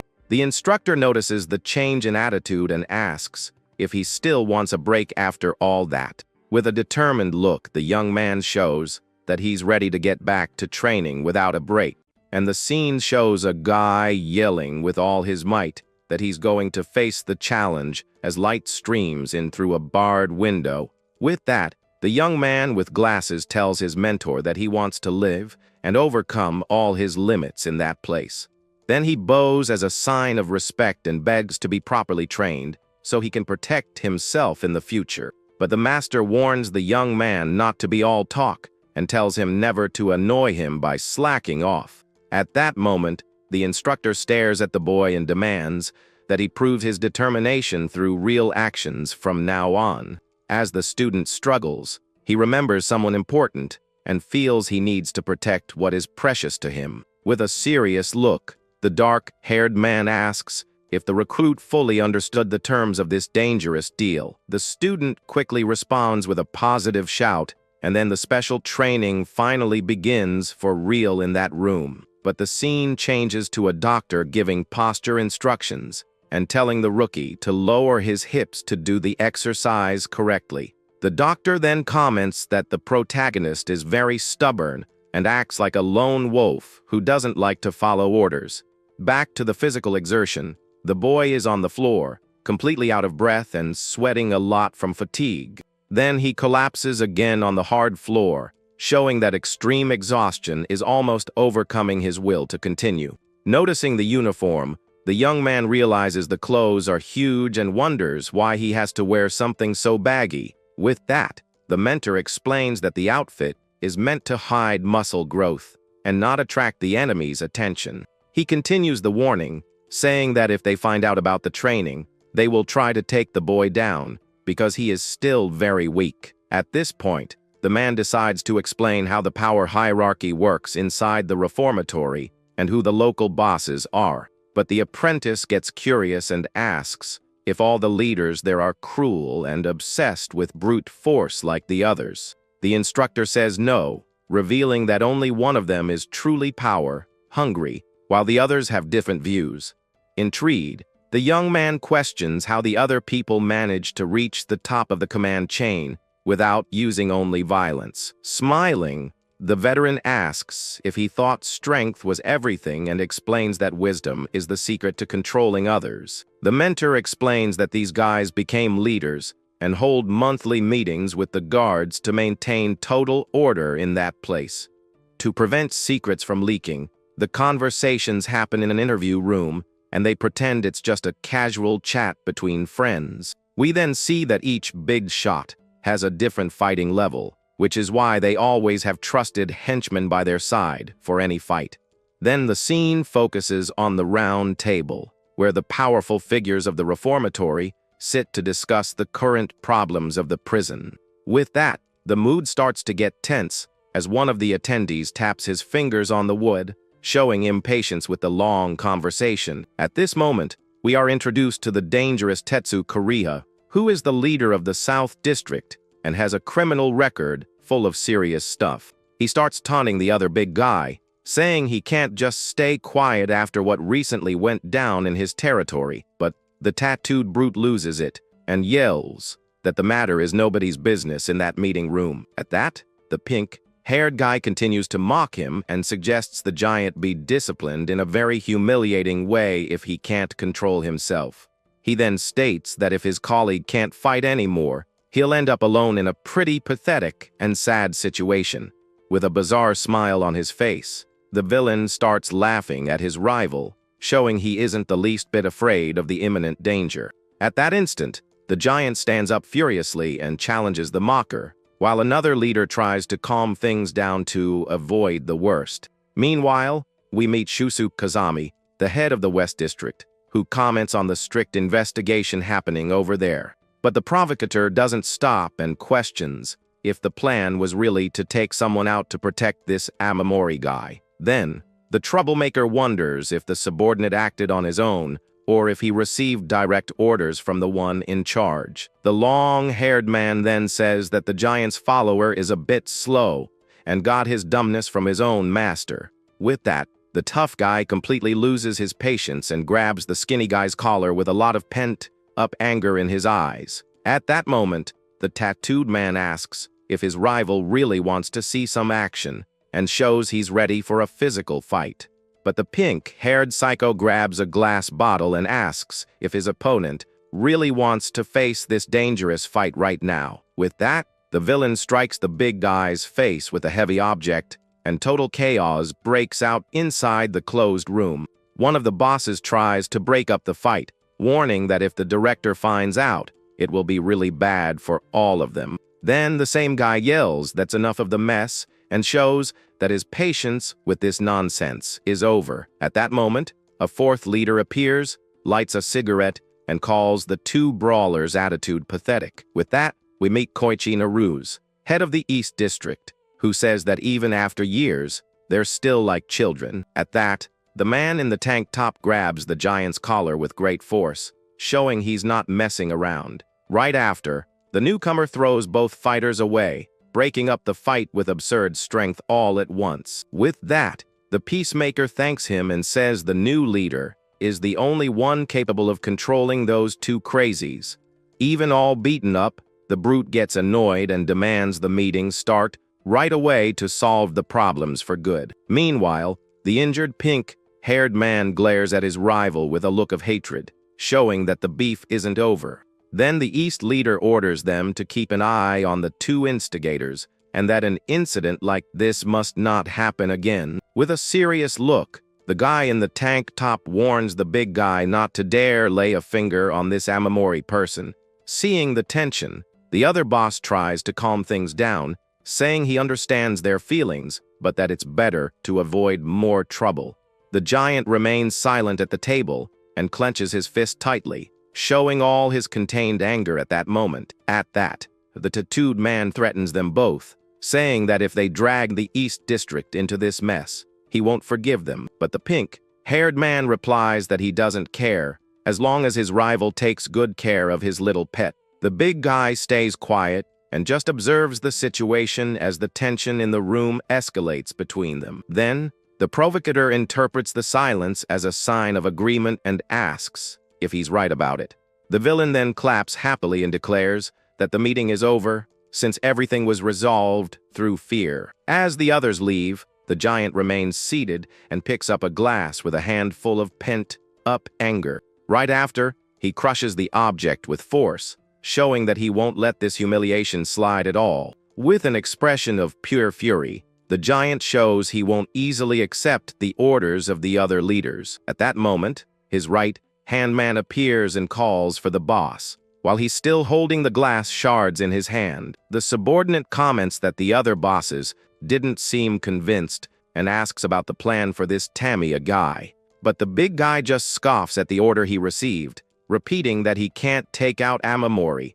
He then stares into space and says this situation is boring because no one in this place can really stop him. With that, the brute orders the word to be spread that he can do whatever he wants with the target, as long as he doesn't eliminate him for good. The henchman accepts the boss's order and tells him to leave everything in his hands, that the message will be delivered to everyone. As the blood drips down his hand, the man thinks of his target's name, and his hatred only grows more and more. With a dark and terrifying look, the villain smiles and thinks that things are finally about to get fun around here. Back to training, the protagonist reflects and comments that there are all kinds of bosses in that dangerous reformatory. The mentor then describes that one is violent, another is cruel, and the third is an observer, but he stops before talking about the last one. The student is confused by the pause and shows he doesn't understand the reason for so much mystery about the fourth leader of that place. Then, the instructor explains that the East District boss is the type who avoids conflict, and that's the policy of his entire district.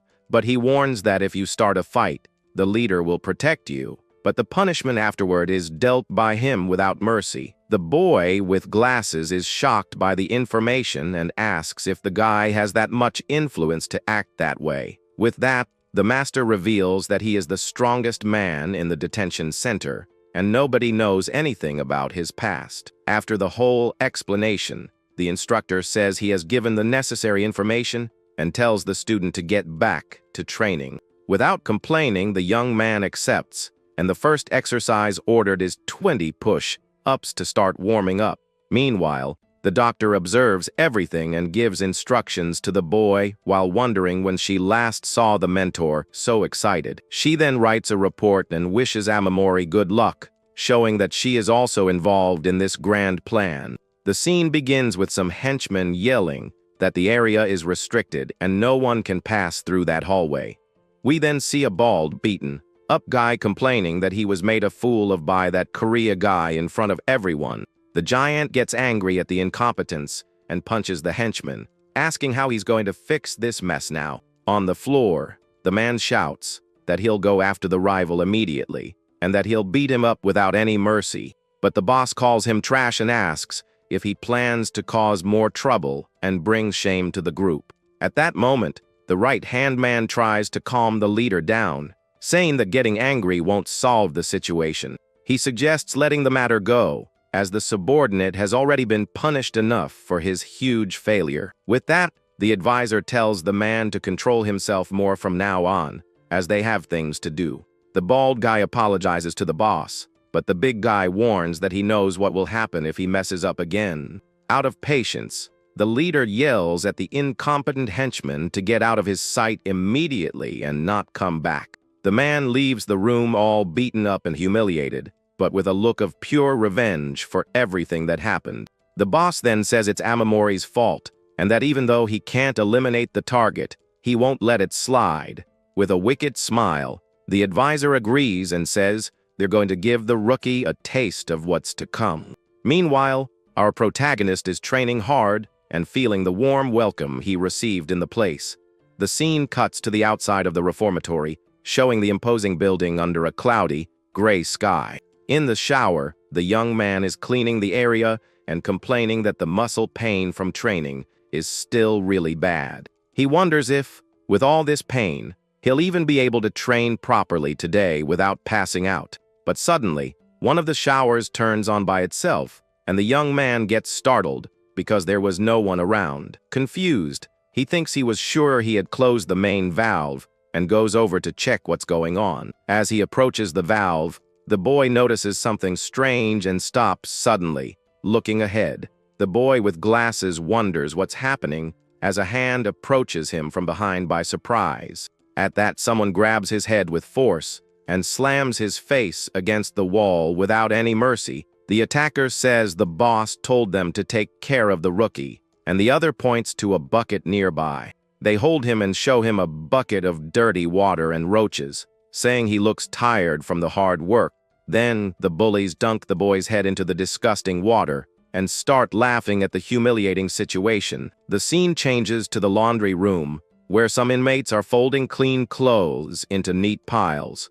Meanwhile, the protagonist is pushing a laundry cart and getting ready to put in another load to wash. But he notices that the same guys from before are ignoring him and wonders about their strange attitude, not paying much attention. The young man continues his work and starts putting the dirty items into the washing machine. At that moment, he is pushed hard from behind and almost falls into the industrial washing equipment. The boy gets a huge scare and is thrown into the washing machine before he could react to the attack. The attackers force him into the drum, and he screams desperately, asking them to stop the madness. With the boy trapped, they close the door, and one of the bullies gets ready to start the full wash cycle. Inside the machine, the young man curls up as the drum begins to spin rapidly with him inside. He bangs on the glass and begs to be let out, while the bully outside just smiles at the terrible scene.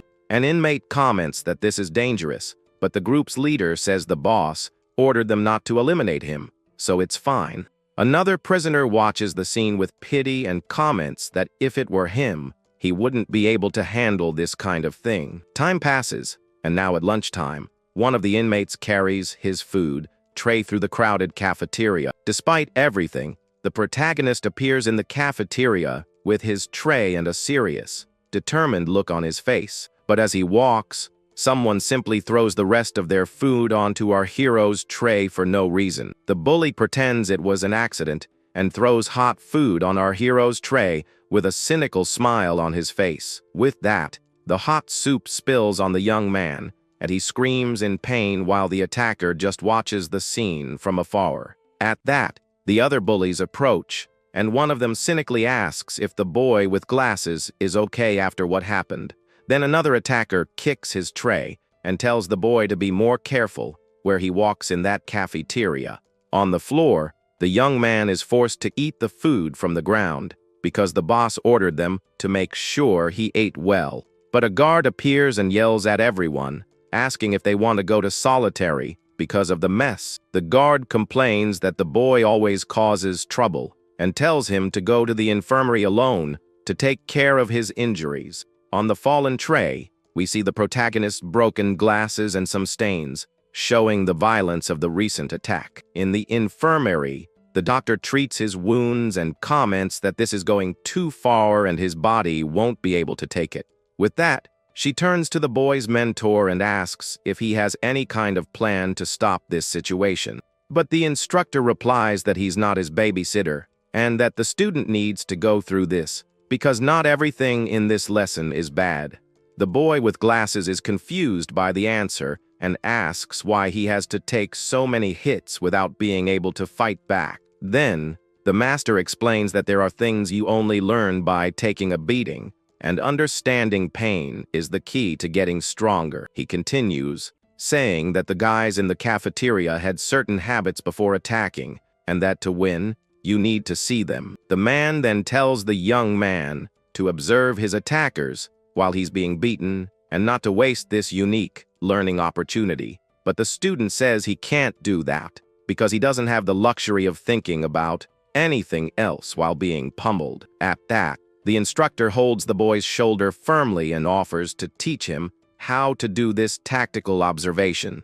He says it requires will and conviction, and then asks the young man to choose if he will live the rest of his life as a fool, or if he will burn this humiliation into his heart and become a man who makes all his enemies tremble with fear. With his eyes wide with determination, the protagonist finally understands what he needs to do to change his destiny. The scene changes, and now the training resumes with the two exchanging blows in a very intense hand-to-hand combat. The instructor lands a solid punch on the student's face, who can't defend against the fast and direct attack.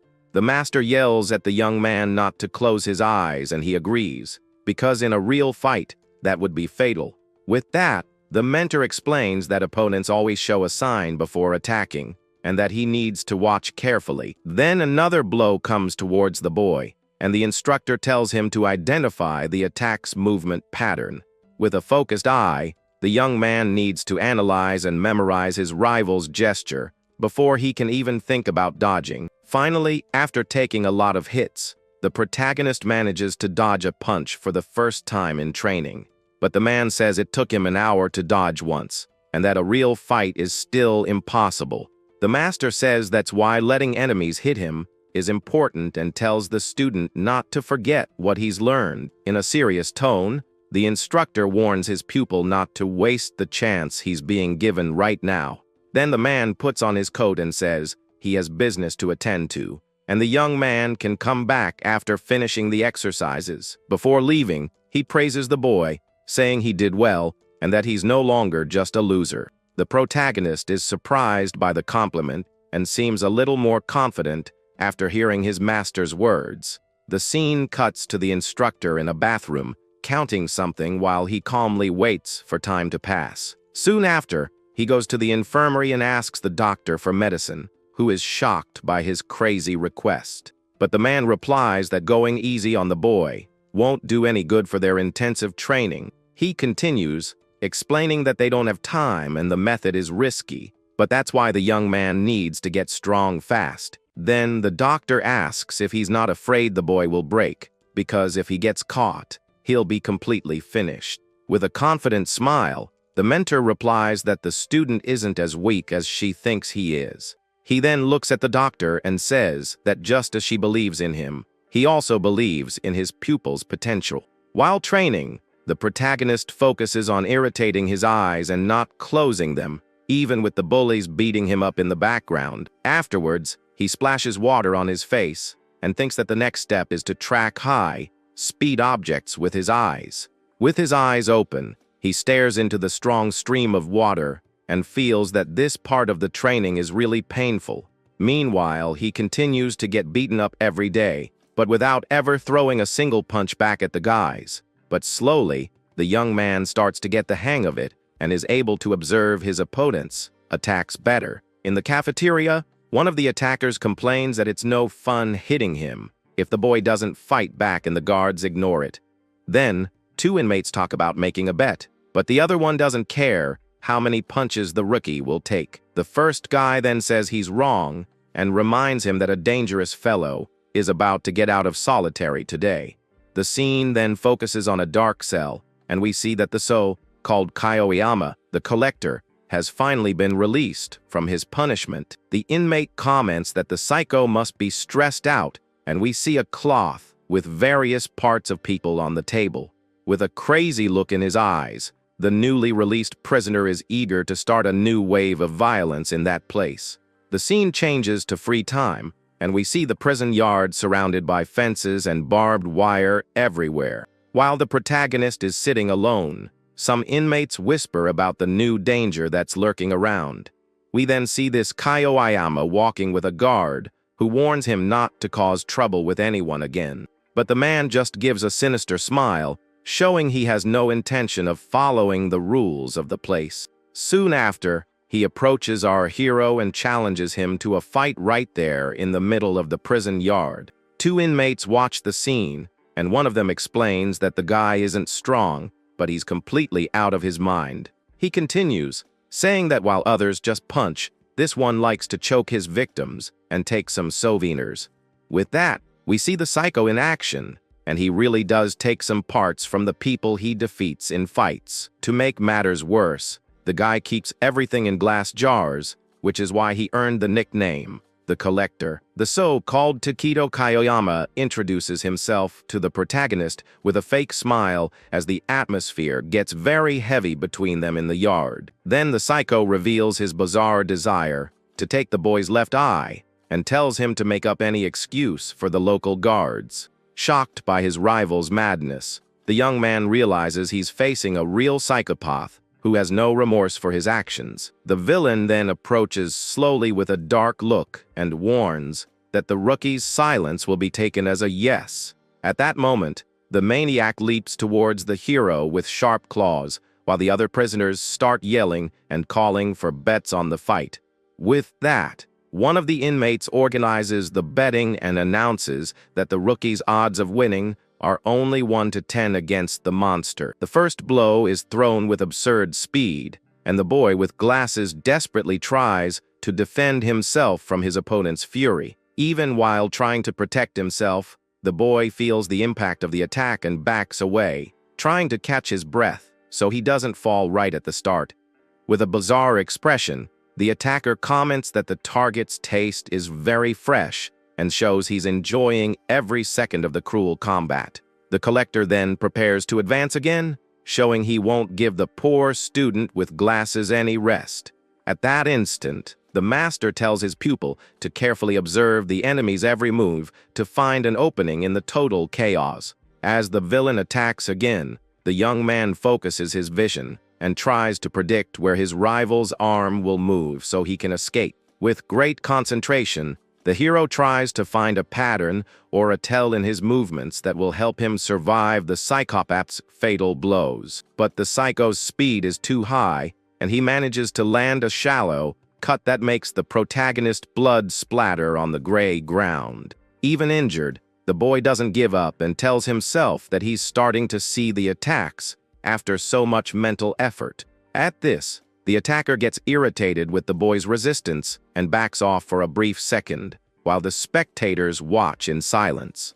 The maniac then warns his opponent not to count on his luck forever and charges forward to end the dispute once and for all. With a sharp gaze, the student notices that the rival always attacks with his left before attempting a dangerous chokehold with his right hand. Determined to turn the tables, the young man also makes his bet and goes for a counter attack with all the determination left in his heart. At that moment, his glasses fall to the ground and shatter completely, symbolizing that the real fight for his life has just truly begun. Seizing the opening, the boy with glasses lands a solid punch on the villain's face, showing that the hard training paid off. With the force of the impact, the psychopath is thrown back and hits the ground hard while everyone watches, dumbfounded. Down and surprised, the collector can't believe he was hit by a rookie and tries to get up with a lot of pent-up anger. Without giving his rival time to react, the hero continues the attack and strikes the fallen opponent to secure his final victory. Nearby, the other prisoners are shocked by the scene and can't believe their favorite lost the fight just like that. The maniac's face is badly bruised, and he ends up completely defeated in the middle of that dangerous prison yard. Seeing the result, the inmates shout that the boy must have used some kind of forbidden help to beat that monster. While some complain about the money they lost on the bet, a mysterious leader watches everything from afar behind the metal fence. Even all beaten up, the protagonist gives a slight smile and feels the relief of having overcome his first big challenge there. In the infirmary, the mentor pats his pupil on the head and warns him not to get cocky with this small success. Worried, the doctor finishes the bandages and comments that the young man was very lucky to get out of that brutal confrontation alive today. Sitting on the cot, the boy reflects on the combat and says that just surviving would have been enough for him at the moment. Looking at the broken object, the hero feels sad to see that the glasses his mother gave him were completely destroyed in the fight. Suddenly, the instructor Shinya enters the room and asks if the medical treatment is finished so they can continue with the plan. Walking with a firm step, the man approaches his student and shows that he still has many important lessons to teach him. The young man then bows as a sign of gratitude, but the master says he only defeated the weakest opponent in that place. The veteran then warns that things will only get harder from now on, as there are many powerful enemies there. At that moment, the mentor holds out his hand and gives him a small, mysterious box as a gift for his first real achievement. Curious, the hero receives the object and wonders what could be inside the simple package given by his trainer. Before leaving, the man warns that the next training session will be brutal and says the boy must become a mad dog to earn respect. The doctor complains that the instructor should at least praise the boy at such an important moment like this. Upon opening the small box, the young man finds a pair of contact lenses and is told they will be very useful in the upcoming training sessions. At that, the doctor points to another item on the table and says there's one more surprise waiting for him. With a calm gesture, she hands him a food container and asks the hero to open it without delay. Curious, the boy opens the lid and smells a familiar aroma that reminds him of happy moments from his past. At that moment, the protagonist's eyes widen in shock as he realizes what's really inside that lunch box. The woman then reveals that the dish of spicy rice balls was specially prepared by the young man's mother. Smiling gently, the staff member comments that the lady seemed to be in very good health when she delivered the homemade meal. With tears in his eyes, the recruit holds the chopsticks and feels a very strong emotion welling up in his chest at that instant. Overcome with nostalgia, he remembers when he was a child and watched his mother cooking with so much love in their home kitchen. Back then, the woman would smile and say the food would be ready soon, while the little boy eagerly waited for the feast. Looking at the gift, the hero realizes how the seasoning seems identical to what he used to eat every day. Crying a lot, the boy starts to eat and tells himself that the taste is simply wonderful and comforting. Intrigued, he asks how the doctor managed to find out about his family and who went to pick up that package from so far away. She then explains that the mentor called even before the fight started and asked her to arrange for his favorite dish. Upon hearing that his master believed in his victory, the boy feels even more motivated to keep trying his best in the reformatory. Seeing the fighter's tears, the woman gets a tissue to help him clean up, while the young man continues eating. Handing him the tissue, she orders the patient to finish his meal and get plenty of rest, because the next challenges will be tough. Even though he's emotional, the young man wipes his face and focuses on recovering his energy to face tomorrow's grueling training routine. Meanwhile, the scene shows the defeated villain being overpowered on the ground by someone who doesn't accept failure in that prison. The bald giant steps on the defeated man's face and calls him trash for not being able to beat a weakling like the rookie. Even all beaten up and bleeding, the psychopath lets out a bizarre laugh and comments that this situation is very good for him. With a crazy look in his eyes, the villain praises the protagonist's strength and reveals his sick desire to know more about him. Annoyed by his henchman's smile, the brute lands another violent kick and tells the psycho to shut up once and for all. Nearby, the boss's right-hand man lights a cigarette and watches his colleague's punishment in silence with a serious expression. Sitting on some boxes, the tattooed leader admits that the rookie surprised him and decides to take action on the matter. The big guy then orders the surveillance on Mamoru to continue, showing that he wants to know more about the boy's power. The boss wonders if the boy's victory was just a coincidence, or if something bigger is happening there. Angrily, the man questions if the boy really stopped being a loser and shows that he's very intrigued by the situation. The scene changes to the training room, and a single light bulb illuminates the dark and tense atmosphere of that secret location. At that, the instructor announces that he will add 2 new training routines, one for a superior fighting style and another to learn how to fall. Without complaining, the young man prepares for the challenge and gets into a fighting stance with a focused look on his master.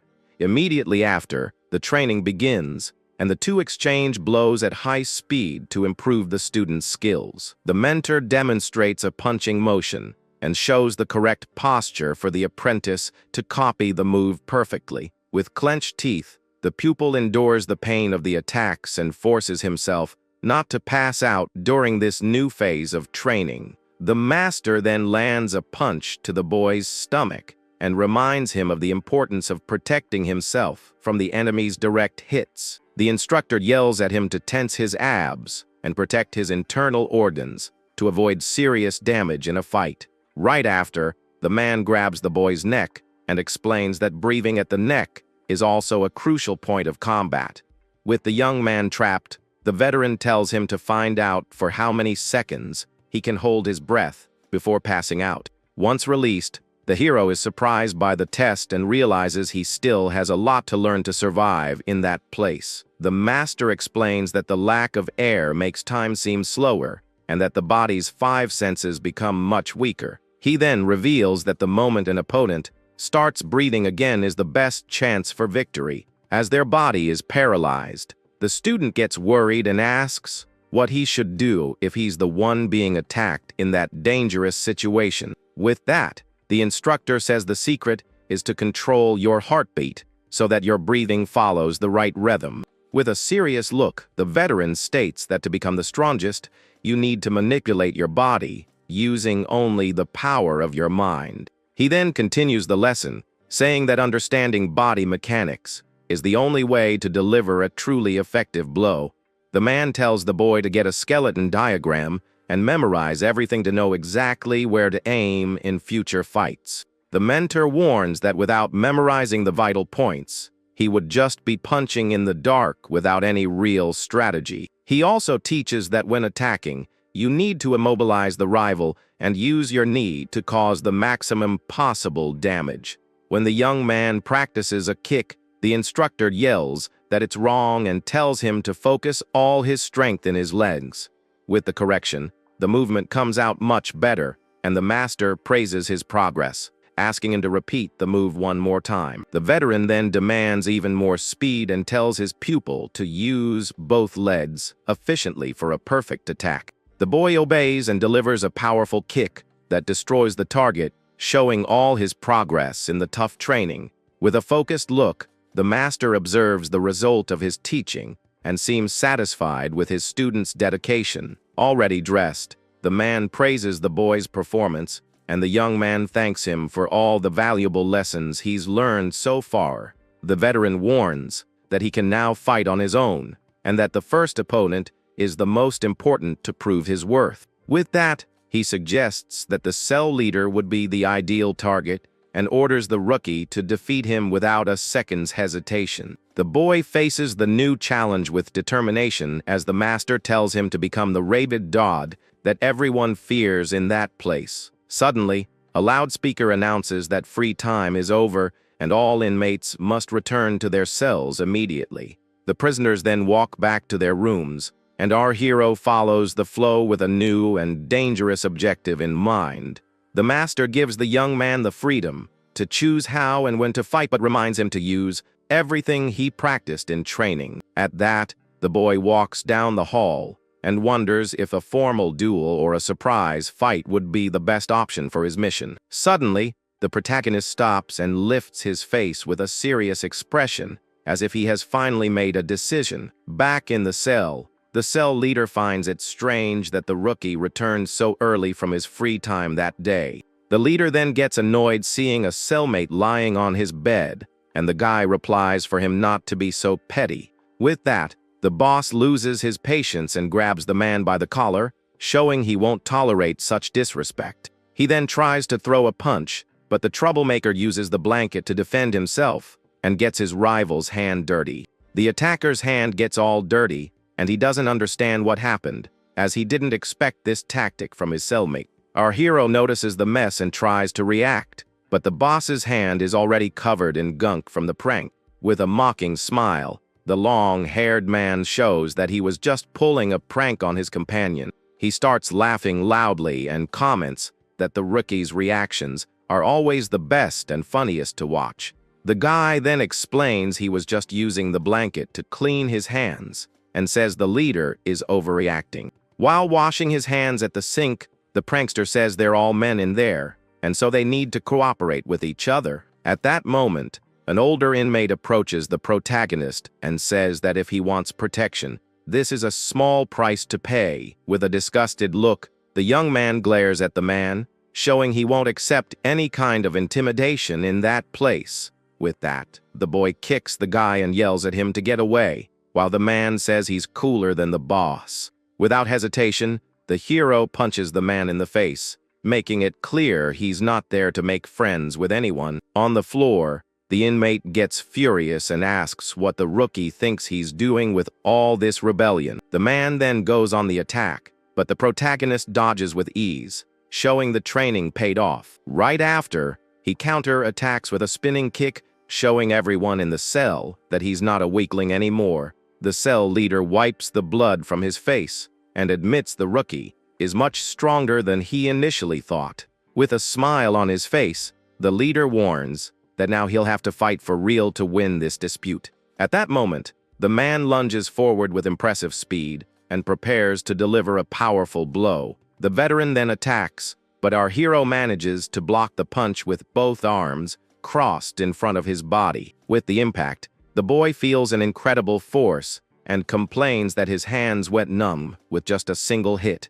At that, the cell leader asks how he thinks someone like him managed to get into a leadership position. He yells that he hates sucking up to others more than anything and charges at the protagonist with great anger. The man continues, saying that if he were incompetent, he would have ended up like Tamiya or any other loser around here. With that, he screams that he would have been finished a long time ago, and throws a punch with all his might. But the young man grabs his rival's head and tells him to shut his mouth before things get worse in that cramped cell. Right after, the hero grabs the opponent's wrist with absurd strength, showing he's not messing around. The boy then yells at the leader not to dare insult this Masaki-kun again in front of him. With a quick movement, the protagonist twists the man's arm, who screams in pain as he feels his bones breaking. Furious, the cell leader swears he's going to end the rookie's life because of this great humiliation. The other inmates are startled, and one of them questions if the leader has always been this weak in fights. The hero doesn't waste time and lands a precise blow right on his opponent's ribs to destabilize him. Taking advantage of the opening, he kicks his rival's leg, causing him to completely lose his balance during the intense combat. At that, the young man uses a technique to take the man down and finish the fight once and for all. Right there, a memory surfaces, and we see the doctor explaining about the knee ligaments and how they cause intense pain. With the lesson in mind, the boy lands a kick exactly on that vital point, showing he learned his anatomy lesson well. With his opponent off balance, the protagonist continues the attack, showing the fight is far from over in that cell. He then lands a powerful kick right on his rival's chin, who can't defend against the swift and accurate blow. Taking advantage of the fall, our hero gets on top of the cell leader and starts delivering a series of punches. He pummels the fallen man without mercy to show everyone who's in charge in that place from now on. At that, the boy remembers his training, where the master taught him to immobilize an opponent to break their will to fight. With the lesson in mind, he lands a final blow on his rival, who spits out blood and finally seems to give up the fight. Seeing the scene, the other inmates decide to help their leader, because if he's defeated, everyone's situation will get much worse. Without a second thought, the long-haired guy runs towards the protagonist to try to break up the fight. But our hero notices his approach and lands a strong kick right in the stomach of the new attacker, sending him flying. The man doubles over in severe pain and complains that the rookie's hit was too strong for him to handle. Meanwhile, another inmate grabs a metal basin and tries to attack the young man from behind to help his boss. However, the boy turns around with a terrifying look and asks if the cellmate wants a piece of the action too. Frightened by the glare, the man trembles and says he was just passing by and didn't want to get involved in their fight. On the ground, the cell leader takes advantage of the distraction and pulls a makeshift weapon from under his dirty clothes. With a look of hatred, the man prepares for a surprise attack, showing he won't accept defeat so easily. He then yells that the rookie shouldn't have let his guard down and lunges with the blade to end the fight for good. At that moment, the weapon pierces our hero's side, who feels a sharp, unexpected pain from the blow. The attacker shouts for the young man to have a nice rest and tries to land another blow to make sure he doesn't get up again. The makeshift blade goes even deeper into the boy's body as the cell leader smiles at his dirty victory. But with his eyes glowing red, the protagonist glares at his rival and warns him that he's the one who's going down. Even injured, the hero manages to kick his opponent's arm and avoid what would have been a fatal blow. With that, he lands a direct punch to the cell leader's face, who wasn't expecting such a quick reaction from the rookie. The makeshift weapon flies away and falls to the ground as the leader completely loses the advantage he had in the fight. The protagonist drags the defeated man across the floor, showing the other inmates that he's not to be messed with. With a threatening look, the boy asserts his dominance over the former leader, showing that things will be different from now on.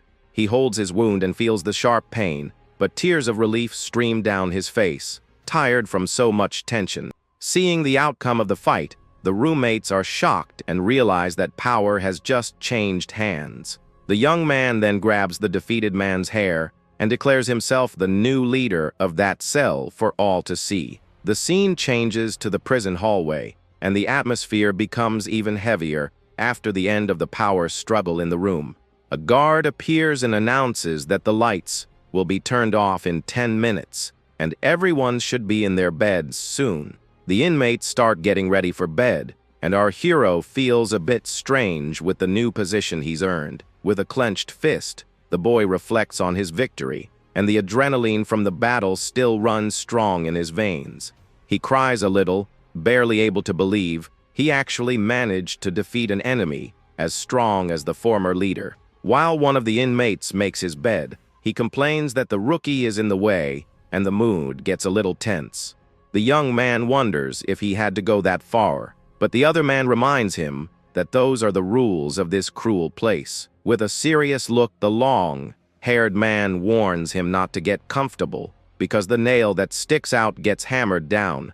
Intrigued, the new leader asks what happens when someone in his position ends up losing their post to another inmate. Seeing his concern, the cellmate questions if he's actually worried about the future of the man he just defeated. With that, the veteran warns that now that he's won, he no longer needs to wear the baggy clothes to hide his strength. The long-haired boy then gives a final warning, saying that now everyone will want to challenge him to take his place. The lights go out and the guard yells for everyone to go to sleep as the hallway bars are cast in the reformatory's total gloom. At that moment, the black-haired young man reflects on the leader's return and knows things are about to get very complicated for him. He then realizes that to climb the hierarchy in this place, he needs to use his fists and focuses on the general as his next combat target. The boy then sits on his bed and thinks that he needs to get stronger for the sake of his friend Masaki, who depends so much on his protection. Lying down, the protagonist admits he's still not perfect and feels he needs to learn much more from Master Shien's teachings. The scene then shows the empty prison hallway, plunged into absolute silence as the night deepens in that hostile and cold environment. A lone shadow is cast on the stone wall, indicating that someone is watching everything that happens, hidden in the deep darkness. Soon, the guard passes by on his nightly rounds with his powerful flashlight, briefly illuminating the cold cells of this detention center. At that instant, a prisoner holds a small piece of paper, showing he's very aware of the latest events in his wing. But another man approaches and calls his colleague by the title of General as the mysterious mood between the two inmates grows. With a calm look, the man with two-toned hair reads the note and comments that the former cell leader really did lose the power struggle. The general then calls the defeated man a loser, showing he has no respect for anyone who can't maintain their position. At that, the powerful inmate clenches his fist tightly and realizes the rookie is finally starting to show his true colors. The image focuses on the South District sign, indicating that news of the recent fight is already spreading throughout the entire complex. Meanwhile, several laughs echo through a room full of books, showing that someone is finding this whole situation very amusing and bizarre. With a smirk, the pink-haired leader comments that Mamoru did much better than he imagined in that cruel dispute. The villain then laughs while lying on his bed, imagining the worried look on his rival's face upon hearing of the young man's surprising victory. At that moment, we see the West District sign, and it's clear that all sectors of the prison now know the new fighter's name. Inside a lonely locker room, a muscular man with a scar on his face reads the message about the end of the intense combat in the neighboring cell. With a malicious smile, the brute confirms that the recruit really won the fight and seems very interested in the boy's potential. The scene shifts to the East District, where a man walks down the hall, and news of the rookie's victory reaches there as well. He then knocks lightly on a cell door and prepares to deliver the important message to the area's boss. At that, the man informs Mr. Naruse that Mamoru managed to defeat the former cell leader in a tough fight. From inside, the tattooed boss closes a book and coldly asks if the boy suffered any serious injuries in the confrontation. The messenger replies that Mamoru is unharmed, but the former cell leader ended up seriously injured in the dispute. The boss then understands the situation, and the man outside simply thanks him and wishes him a good night before leaving. Alone in his cell, the man in the tank top stares at the full moon through the window and reflects on the new information he received. With a serious look,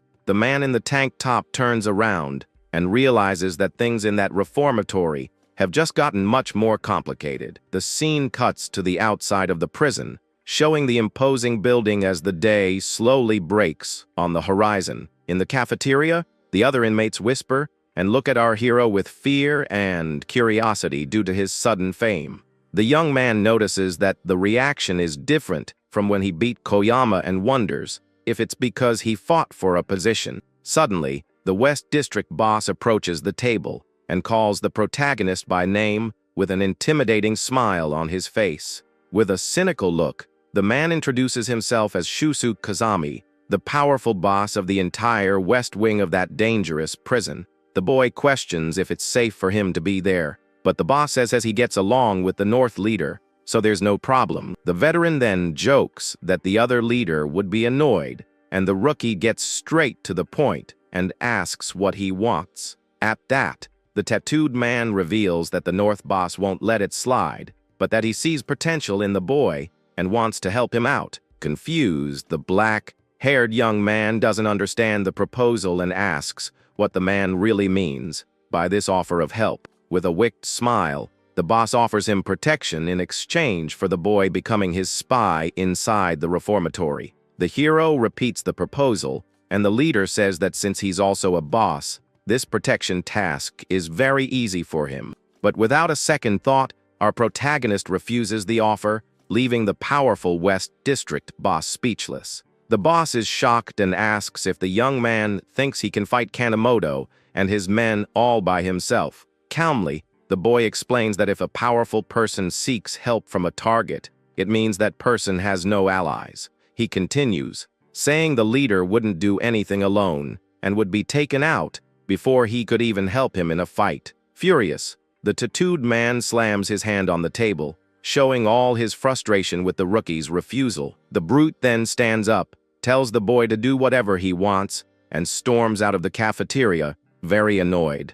As he walks away, the boss thinks that the boy has a bold attitude for a rookie, and that he's getting too big for his britches. At that, one of the prisoners tells a colleague to inform Korea that Amamori rejected the offer made by Kazami earlier. Later, an inmate questions the reason for so much attention on the protagonist, just because he beat a leader. With that, the blonde man with a scar comments that he thought the rookie was a crybaby, but he exceeded everyone's expectations. As the boy walks down the hall, a voice says that his victory was actually a major incident for the prison. At that moment, someone calls the hero's name from behind, making him stop suddenly in the middle of the hallway to his cell. When he turns around, the young man sees two men approaching, and one of them seems to be a very important figure in that place. The taller man approaches and says, this is the first time they've finally met in person. The man then lights a cigarette and introduces himself as Koichi Naruse, the powerful boss of the entire East District. The scene shows the protagonist alone near a barred window as he processes the new, unexpected encounter. With his hand on his chin, the boy seems thoughtful and tries to understand what all these leaders suddenly want with him. But suddenly, the young man feels dizzy and almost falls as his body reacts to something strange happening to him. With a sweaty face, he apologizes, and the East boss calls his name, concerned about the boy's condition. At that instant, the general appears with his gang and says with a smile that he's finally found the person he was looking for. The boy faces the new enemy and asks what he wants with that whole entourage of henchmen around. With that, one of the men gets angry and yells at the rookie to show more respect, as he is speaking with Eiji Ishida, the boss of the North. At this, the hero realizes that another boss has appeared and wonders if this Kanemoto guy is behind this new trouble.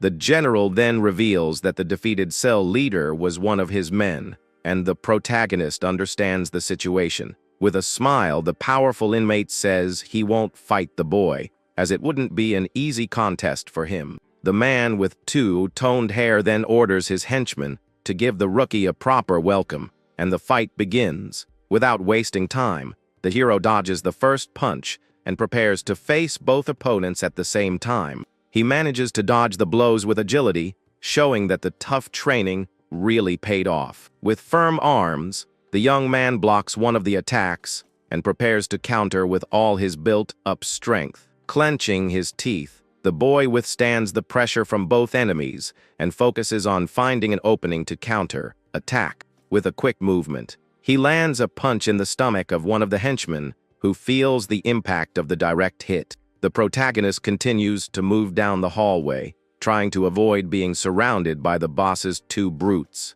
But one of the men manages to land a solid punch on the young man's face, who starts to bleed from the force of the blow. Even injured, the hero stays on his feet and tries to continue the fight as the rivals' attacks become more intense. He protects himself from another punch with his arm, showing that he won't give up easily, even at a great numerical disadvantage. Seeing an opening, one of the henchmen prepares a final blow, and the boy realizes he's in a very dangerous situation. The punch lands squarely, and the protagonist is thrown backward by the violent impact of the strong henchman's attack. On the ground and pinned down, the young man suffers in pain while one of the men asks, if he enjoyed the beating. The general approaches and questions how it feels to be defeated by just two of his weakest men. He then warns that the cell leader was the weakest of them all, and beating him only makes him a small fish in a shallow pond. The general squats down and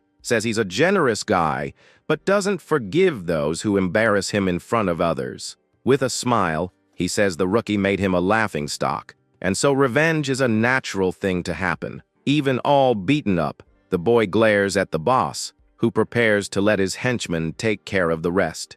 The North leader then turns and tells his men to have fun with the boy, who is now completely defenseless. Lying on the floor, the hero realizes the huge difference in strength and thinks that he only knows how to fight one opponent at a time. He then wonders if the path to becoming the strongest of all is really something so far out of reach. The scene then changes and shows the door of one of the cells in that dark reformatory, full of deadly dangers. Back in the room, the protagonist walks slowly and wipes the blood from his face after the beating he took in the hallway. Upon reaching his cell, his new roommates see the deplorable state he's in after the nasty fight. Sitting on the bed, the former cell leader is also all beaten up and covered with a sheet to keep warm from the cold. In a weak voice, the defeated man mutters something while our hero just watches the scene from a distance.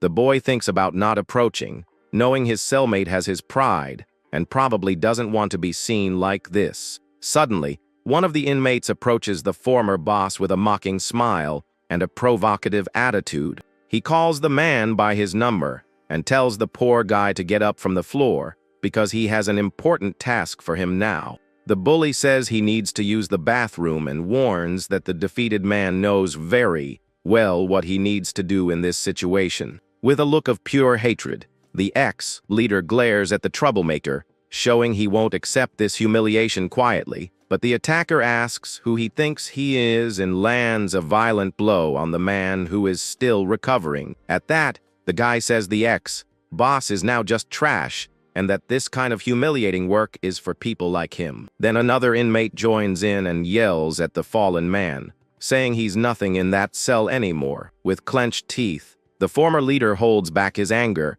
and the humiliation of having lost all his power and respect. With his hand on the floor, the former leader tries to balance himself to avoid falling and messing up the humiliating task he was given. At that, the attacker threatens to finish him off if he fails and starts laughing at his old boss's pathetic situation. But our hero can't stand to watch the scene any longer and yells with all his might for them to stop this nonsense. The boy then grabs the bully's shoulder, stopping him from continuing the humiliation against the man on the floor.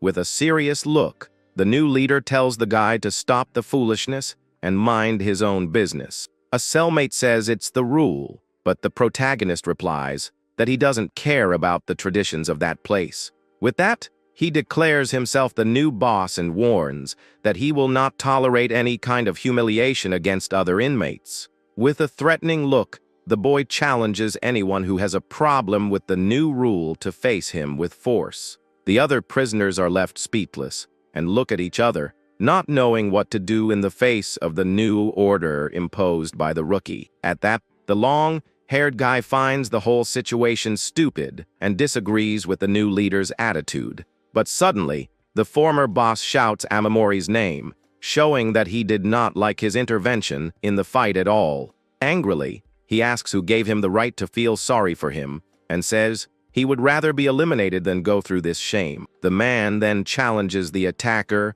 and swears he will be the one laughing at the end of all this mess in the cell. Seeing the reaction, the bully smiles and says that if the victim himself agrees, then there's no problem there anymore. Our hero is shocked by the situation and doesn't know how to react upon seeing that his help was completely rejected. The scene cuts and shows the infirmary sign, indicating that the young man went there after all the commotion in the cell. Inside a room, the boy takes out all his frustration on a punching bag with strong and precise blows. He punches with great anger and wonders why things to be so complicated and unfair in that place. In his mind, the young man just wanted to end the rotten rules, so that everyone could live with a little more peace. With another powerful punch, he screams and questions why the others can't understand his good intentions. Suddenly, the door opens, and the doctor enters the training room right in the middle of his outburst of pure anger.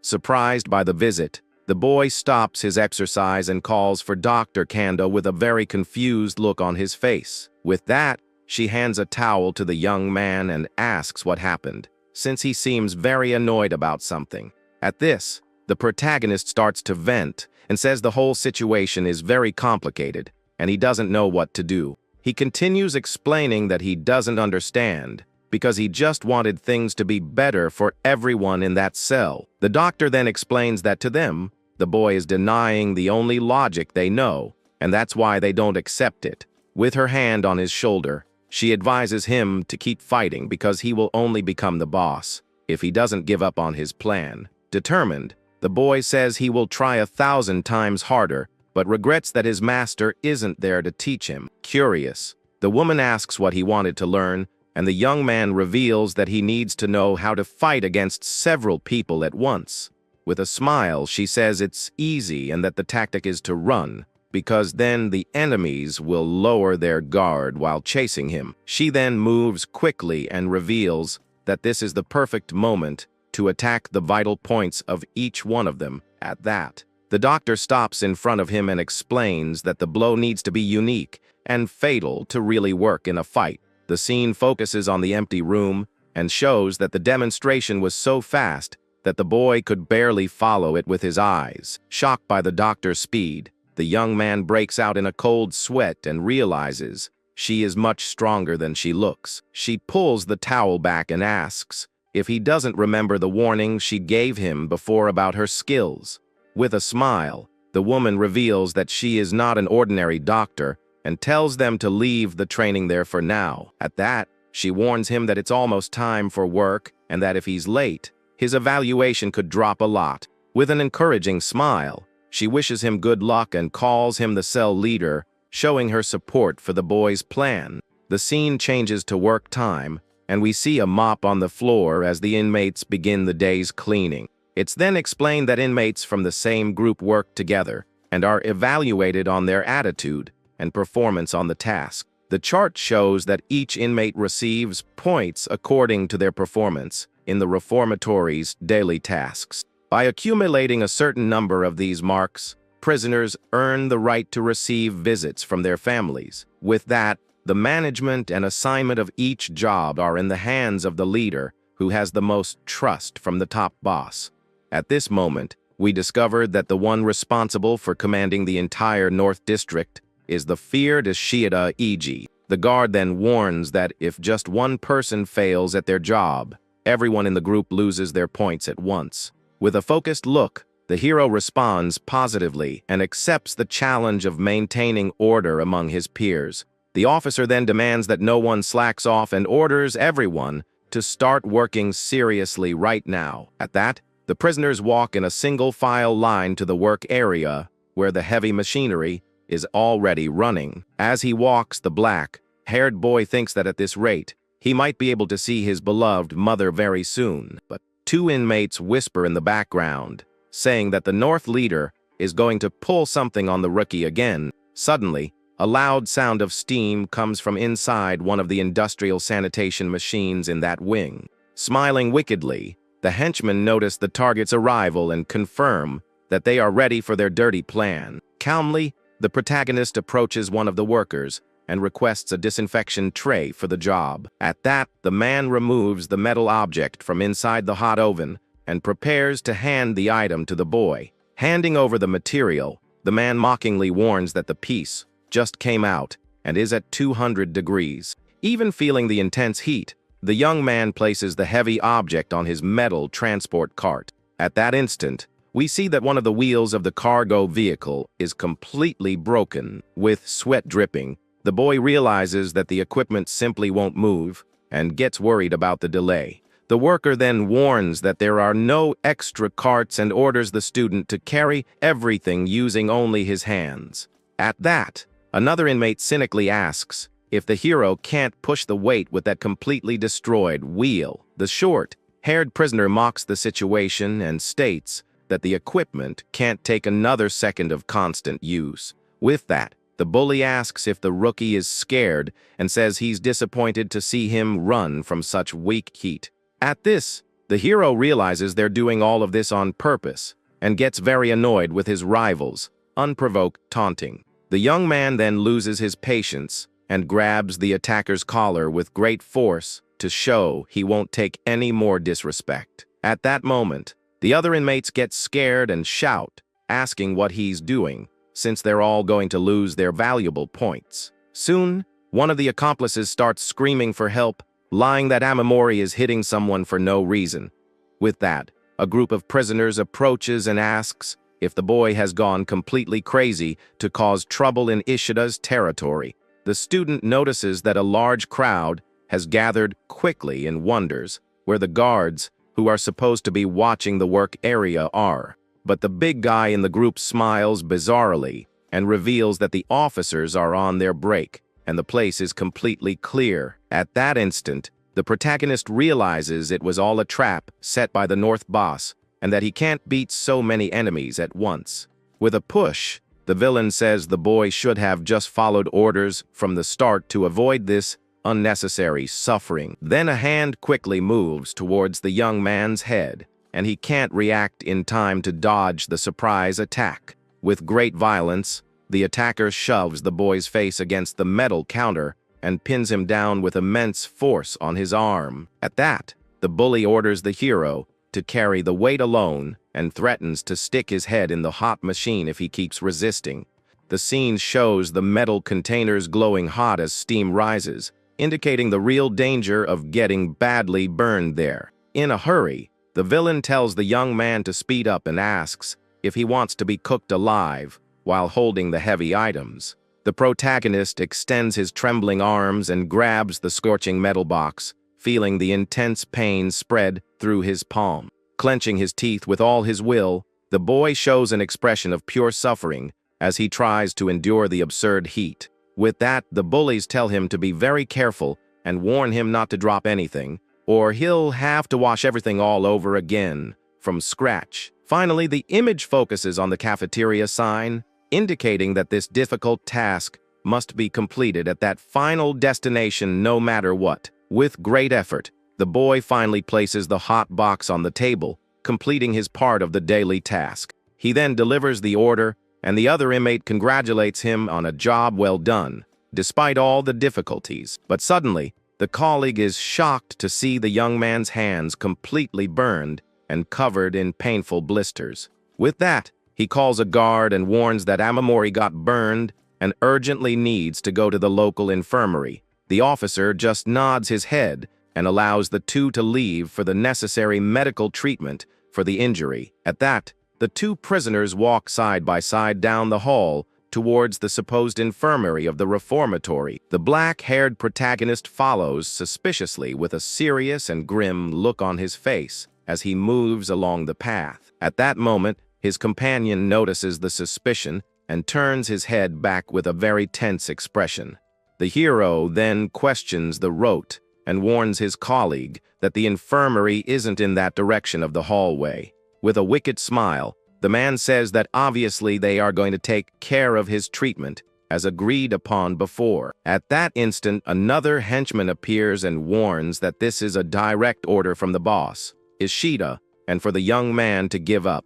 One of the inmates questions if this isn't too cruel, but is reprimanded by his accomplice who doesn't like the criticism. The other one threatens him and asks if he wants to experience the same kind of treatment to learn to keep quiet. With that, the scene shows the panel of a cold chamber, marking the temperature at 60 degrees below zero inside. Right after, the young man is thrown forcefully into the cold room, while desperately screaming to be let go. The villain warns that no guard will enter such a cold place and tells the boy to stop screaming for nothing. He then points to a valve and says that it's a special gift from the great Ishida for the cell's rookie. With that, they hold the hero with great force and force him to approach the completely frozen metal pipe. At that moment, the attackers force the boy's hand to touch the cold metal valve against his will. With his skin sticking to the iron, He realizes he was wrong and was an idiot to trust his enemies. Inside the cold chamber, the boy reflects that in that place, violence is everything, and power is the only law that truly matters. He understands that, if he doesn't accept this cruel reality, he won't be able to survive for long in that hostile environment. With that, the young man pulls his hand back, with the skin all torn, and realizes he needs to do something to escape that situation. He then screams in pain as he holds his wound, and blood starts to drip onto the cold floor of the refrigeration room. With a look of pure fury, he thinks that he has tried so hard and will no longer endure this kind of humiliation silently. At that, the hero clenches his bloody fist and decides that even without hope, he will resist with all his strength. Right after, he goes on the attack and shouts that he will fight until his last breath against all his enemies. As the fight begins, the blood from his hand continues to drip, forming a small puddle on the gray floor of the cold chamber. With a powerful kick, the protagonist knocks down one of the attackers, showing that the retaliation will be in kind. Angered, the leader of the bully group yells at the rookie and swears he will destroy him for his audacity. While dodging the blows, the boy remembers the advice the doctor gave him during one of the training sessions in the infirmary. In his mind, the doctor explains that the tactic is simple and he just needs to run to lure the opponents into a trap. With that, whoever is chasing him will let their guard down, creating the perfect opportunity for a precise counter-attack. In that moment of distraction, the young man must hit an enemy's vital point to achieve a quick and efficient knockout. The hero then lands a powerful kick to the head of one of the rivals, applying the finishing blow to end the fight. Suddenly, one of the prison guards appears at the hallway door, and the situation changes completely for everyone inside. The attackers are startled by the officer's unexpected arrival and wonder what he's doing away from his post. The guard yells that's enough of the mess and orders everyone to stop fighting because it's time to get back to work. He warns that if they continue with the commotion, no one will earn any points for today's tasks as a punishment.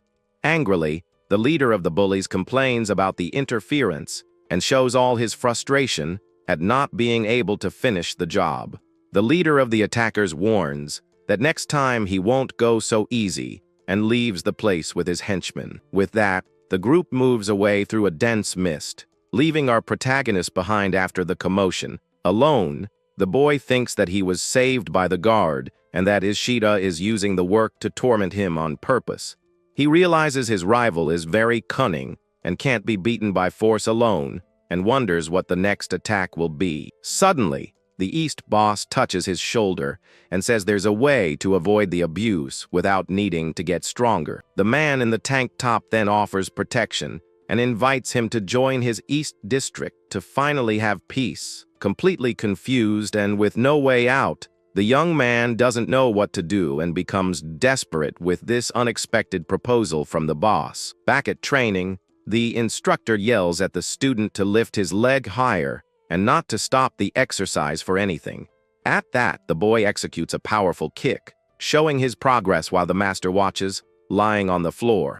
But the boy seems distracted, and the mentor asks if something happened for him to be so unfocused. With his head down, the young man apologizes, showing that his mind really isn't focused on the tough training. At that moment, a red pen crosses our hero's name off a list of authorized visits at the reformatory. The protagonist goes to a guard and asks why he can't have visitors, but the officer says he has no points. With a wicked smile, the North boss says that if he behaves, maybe he'll get to see his family very soon. Back at training, he asks his master if the visit was canceled because he was weak, and the man replies that it probably was. With a serious look, the veteran comments that it's hard to look at his student in the pitiful state he's in. But the instructor reveals that even so, the boy possesses a secret weapon that can completely change the game in his favor. He then says that this weapon is an unbreakable, well, that is second to none. And that's the most important thing of all. The mentor explains that this willpower will turn him into a fierce wolf, even if he's not the strongest in the place. With a pat on the shoulder, the master encourages him to use this inner strength to overcome all the challenges that will come his way. The instructor says that if the young man works hard, he will surely be rewarded for all his effort one day. He then continues, saying that his pupil will be able to see the person he wants to protect, and an image of his mother appears. At that moment, the hero clenches his fist tightly, showing that he's ready to continue training with more determination.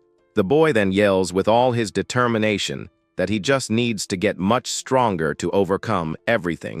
With a focused look, the student turns to his master and asks them to continue the tough training. The boy then gets into a fighting stance and says he needs to aim higher to achieve his ultimate goals. The scene changes and shows the bars of a cell, indicating that the turmoil in that reformatory is far from over. Meanwhile, a bald brute complains that this Ashita guy is using dirty tricks to manipulate everyone. At that, the man gets angry and realizes that his boss seemed satisfied with the situation and curses out his rival. With that, the image focuses on the cold chamber door, showing that the last incident is still fresh in their memory. Walking down the hallway, the protagonist thinks that to win a fight, you need to assess the situation very carefully.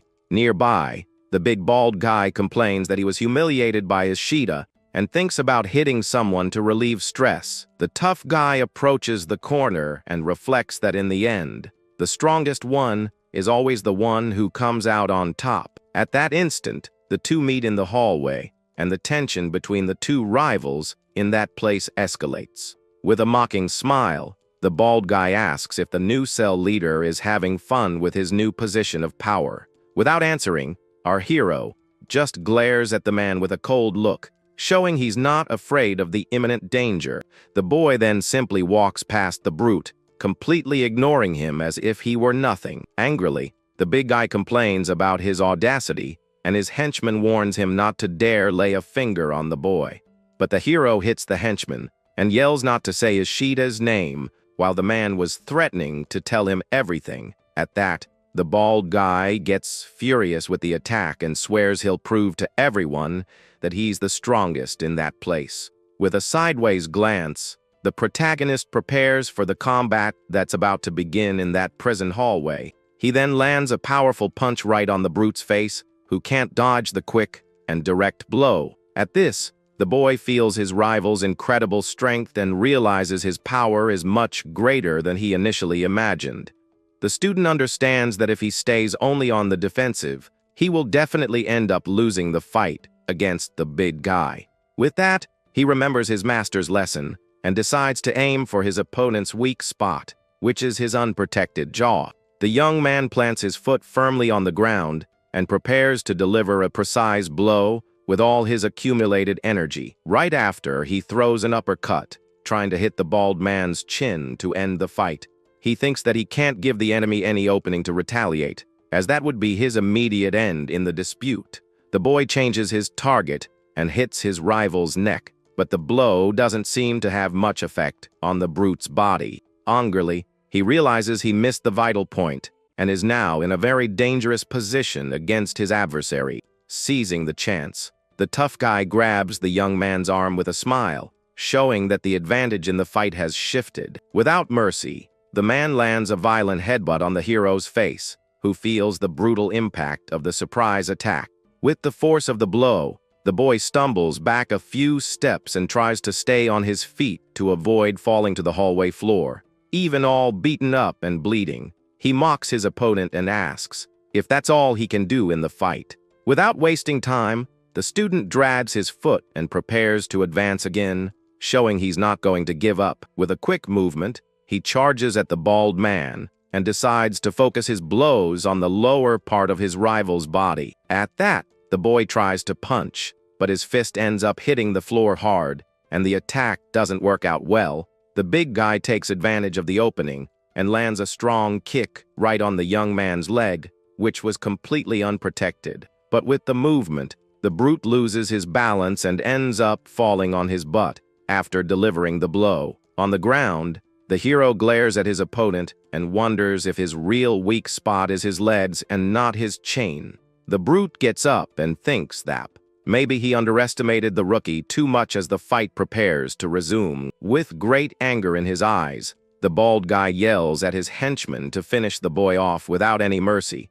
At that, our hero wastes no time and lands a strong kick on one of the attackers who was approaching to attack. But another henchman appears from the side and tries to hit the young man with a quick blow to take him down early in the fight. The protagonist takes a hard punch to the face and feels the impact of the brute's attack, which catches him completely by surprise. Right after, he's hit in the back by another enemy, and the numerical disadvantage starts to weigh heavily on the combat. All beaten up, the boy realizes it's no use fighting, as there are too many opponents for him to face alone. Suddenly, his gaze focuses on something, and he seems to have an idea to escape the imminent danger in the hallway. He spots the open door of the cold chamber and realizes that's his only chance to turn the tables on all his rivals. Without a second thought, the young man runs towards his objective while the attackers watch him, confused by his action.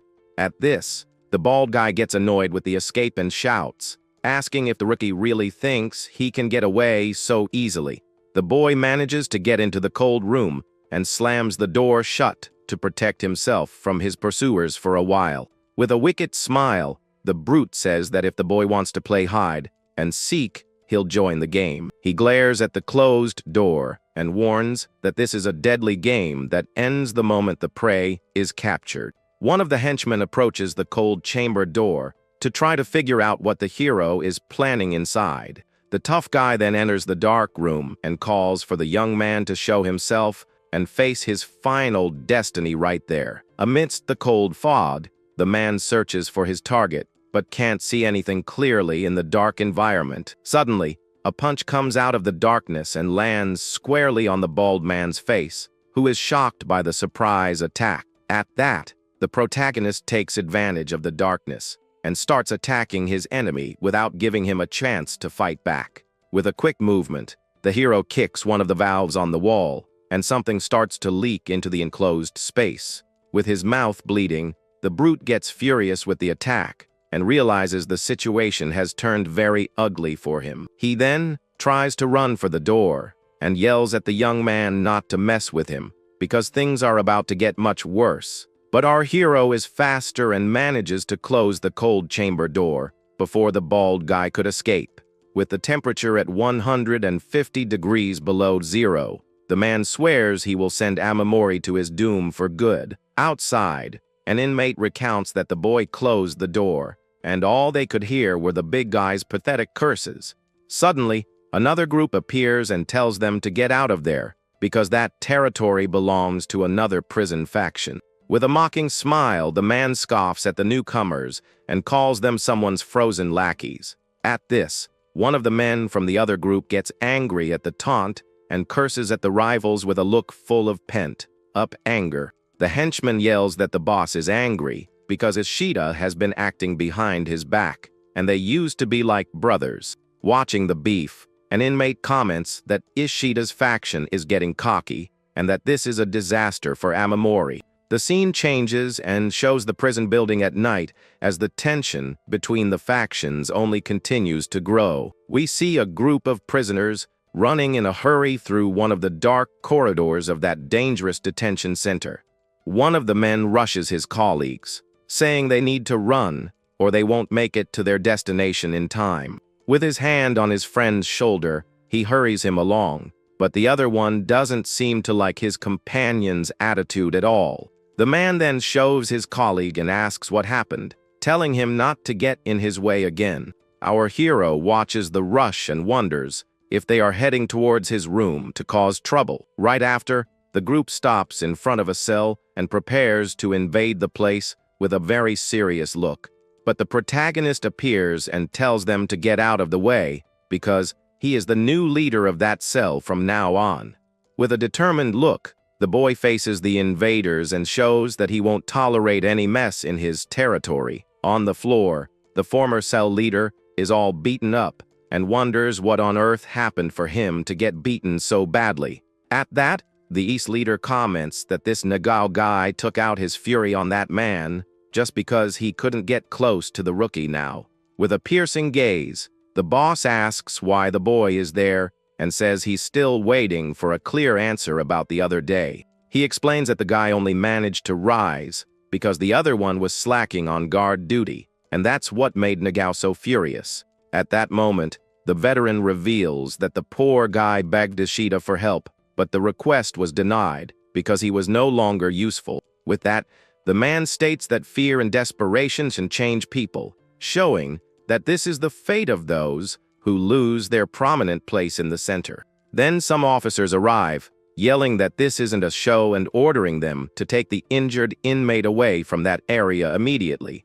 Devastated, the fallen prisoner can barely speak and appears to be in a deep state of shock from everything that is happening to him. At that, the man tries to defend himself, saying it wasn't on purpose and that he couldn't see anything, while pushing one of the guards. Short of breath, the guard gets angry with the resistance and orders the others to restrain the man quickly before the situation gets completely out of their control.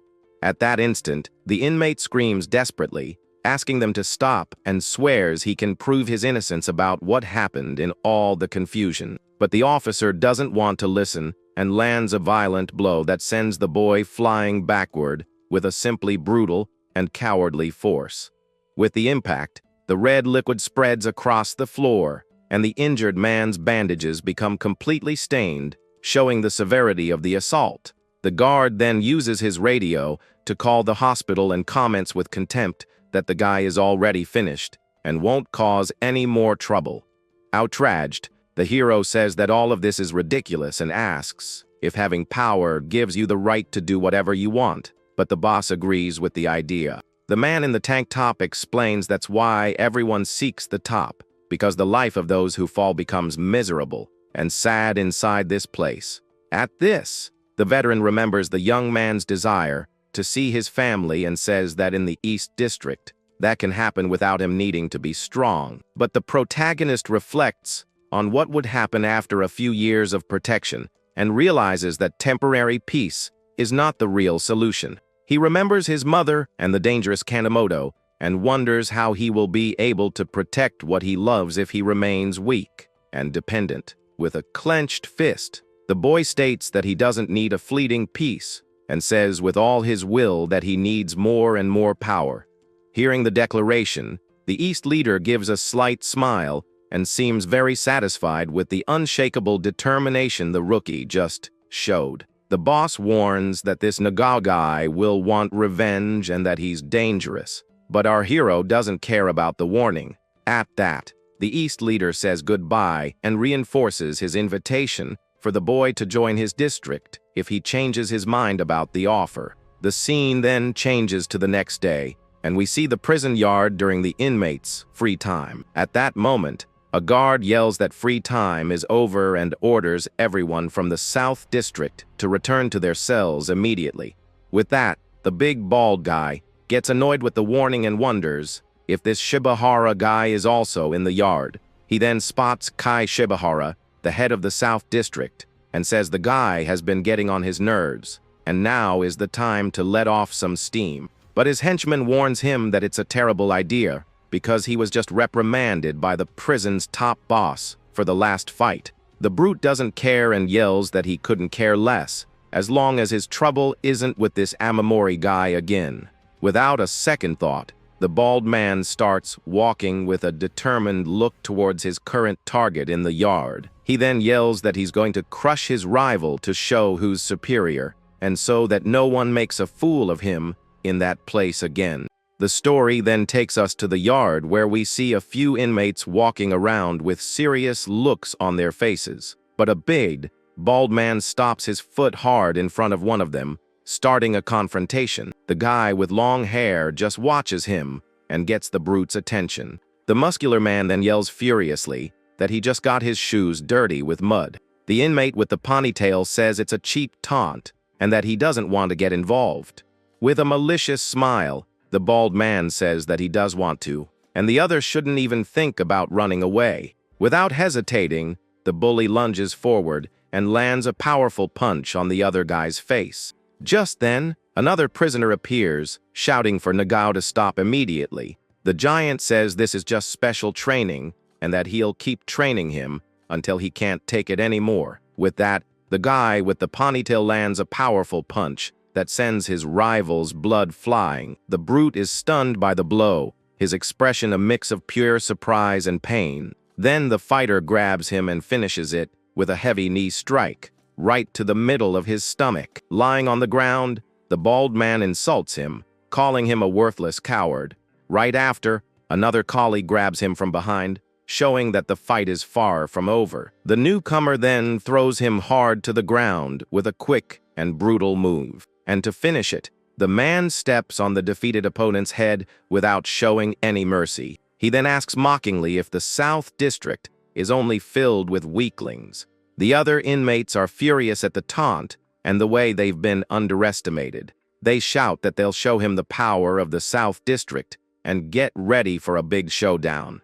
But the guards finally appear running and yelling for everyone to get back to their places. Ignoring the officers, the inmates charge with everything they've got at the bald giant. The brute smiles with a bloodied face and says the situation is getting exciting. Suddenly, a loud alarm starts to echo throughout the entire reformatory. The scene changes to a door with a garbage disposal sign as the alarm continues. Inside a lab, a few men in masks work normally with the sound in the background. A muscular man with long hair appears and tells everyone to stop what they're doing. He then orders his subordinate to go see what happened, and the young man obeys instantly. The messenger enters a room where a fighter named Hong Song is wrapping his hands. The guy with two-toned hair asks for Hong Song and says he'll go check on the situation. A loudspeaker on the prison fence continues to blare the alarm for all the prisoners. Back in the yard,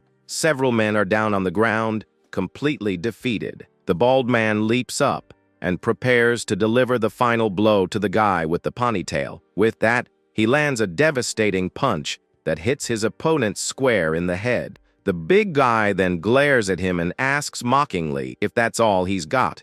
Even on the ground and badly hurt, the long-haired fighter angrily insults him. He struggles to his feet and yells for everyone to stop this foolish fight. The guards finally intervene, telling everyone to put their hands up and get on their knees. The bald giant just laughs insanely and calls them all weak losers. Elsewhere, two men are walking down a hallway, and one of them suddenly stops. The two-toned hair guy asks if Hong Song came for Mamoru, and he replies that he came to see him. The dark-haired man states that their plan is too risky, and there's no need to involve Mamoru in all of this. With a dark look, the man with bangs replies calmly that, in the end, it was the boy's choice. His ally in the jacket looks at him and questions if, deep down, that wasn't exactly what his colleague wanted. Holding out his hand, he says he understands the feeling but asks him not to drag an innocent person into this, as there's still time.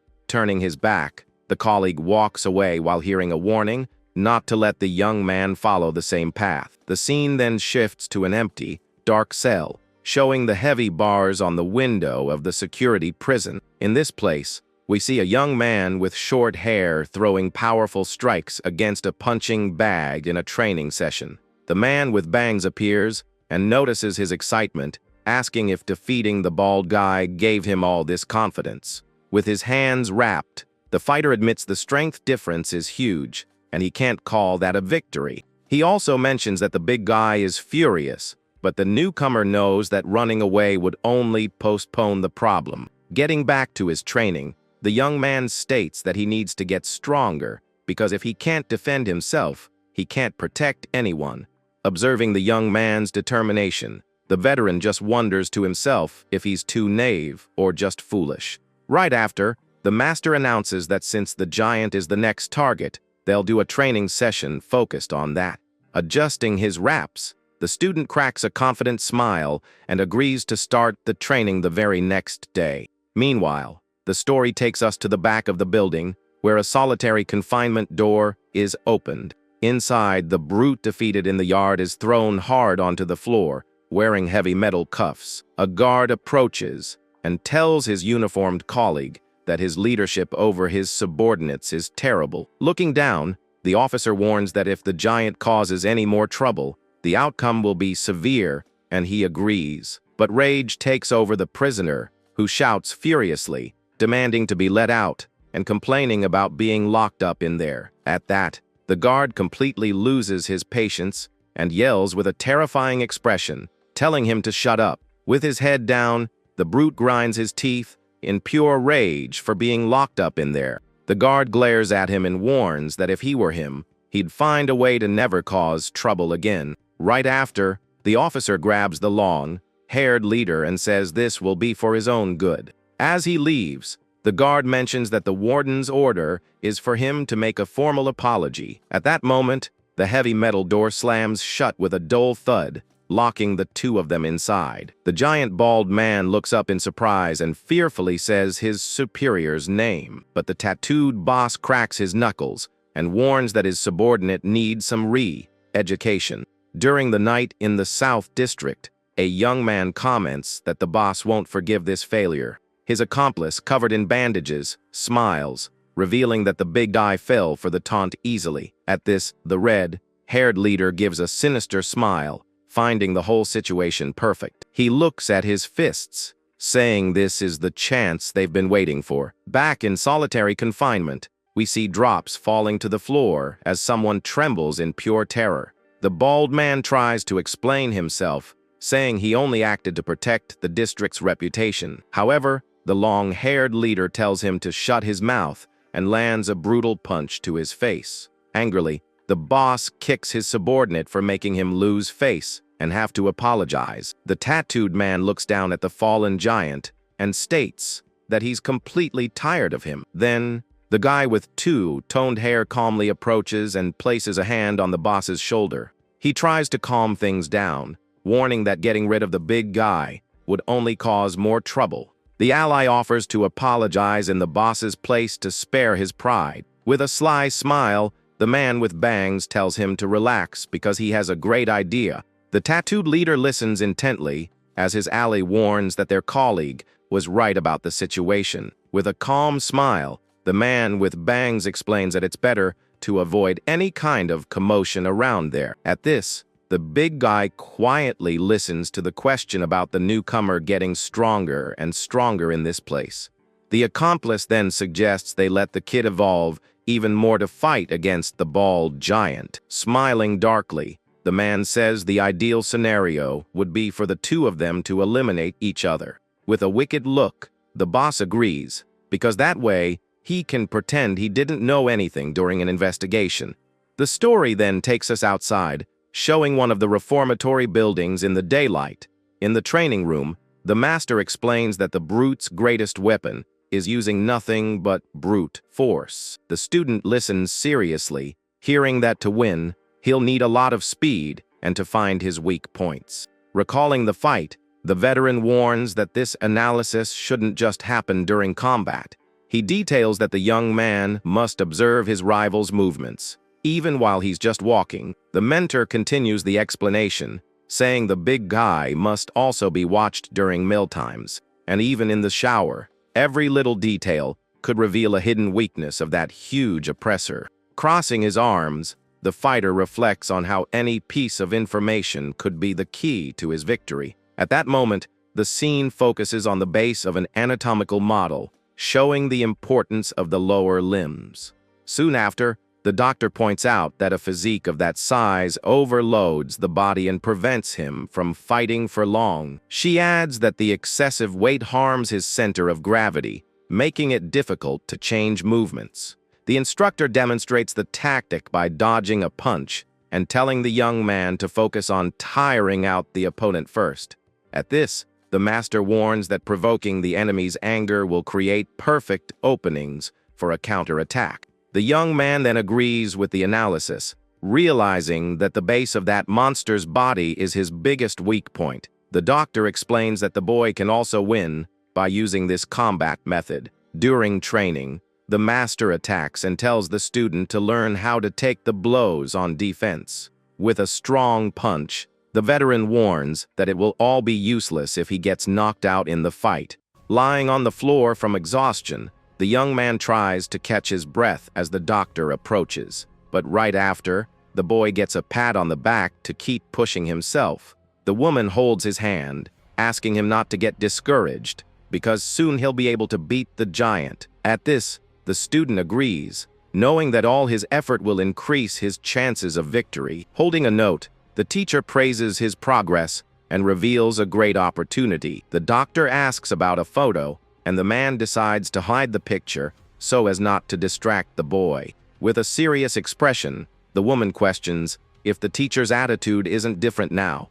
With a slight smile, the master justifies that the boy can't have unnecessary emotions in battle. However, the doctor states that he's being very selfish by forcing the young man down the same path. Caught off guard, the veteran just says goodbye and tells everyone to rest for a bit. Right after the conversation, the heavy door of the place closes with a bang, leaving the mood tense. Outside, the teacher in the jacket observes the closed door with a very thoughtful look. Walking alone down the hall, he reflects on the harsh words he just heard. The scene then changes, showing the outside of the reformatory during a very peaceful late afternoon. Later at night, we can see a full moon shining brightly through the window bars. In the darkness of the cell, the long-haired man thinks about the doctor's scolding and seems quite regretful. Remembering being called selfish, the fighter falls silent, feeling the weight of his own choices. A memory from the teacher's past returns,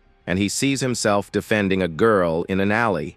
Wearing a long coat, the man just walks away as his younger self watches him. Filled with admiration, the boy grabs the hem of the mysterious fighter's clothes, who saved him.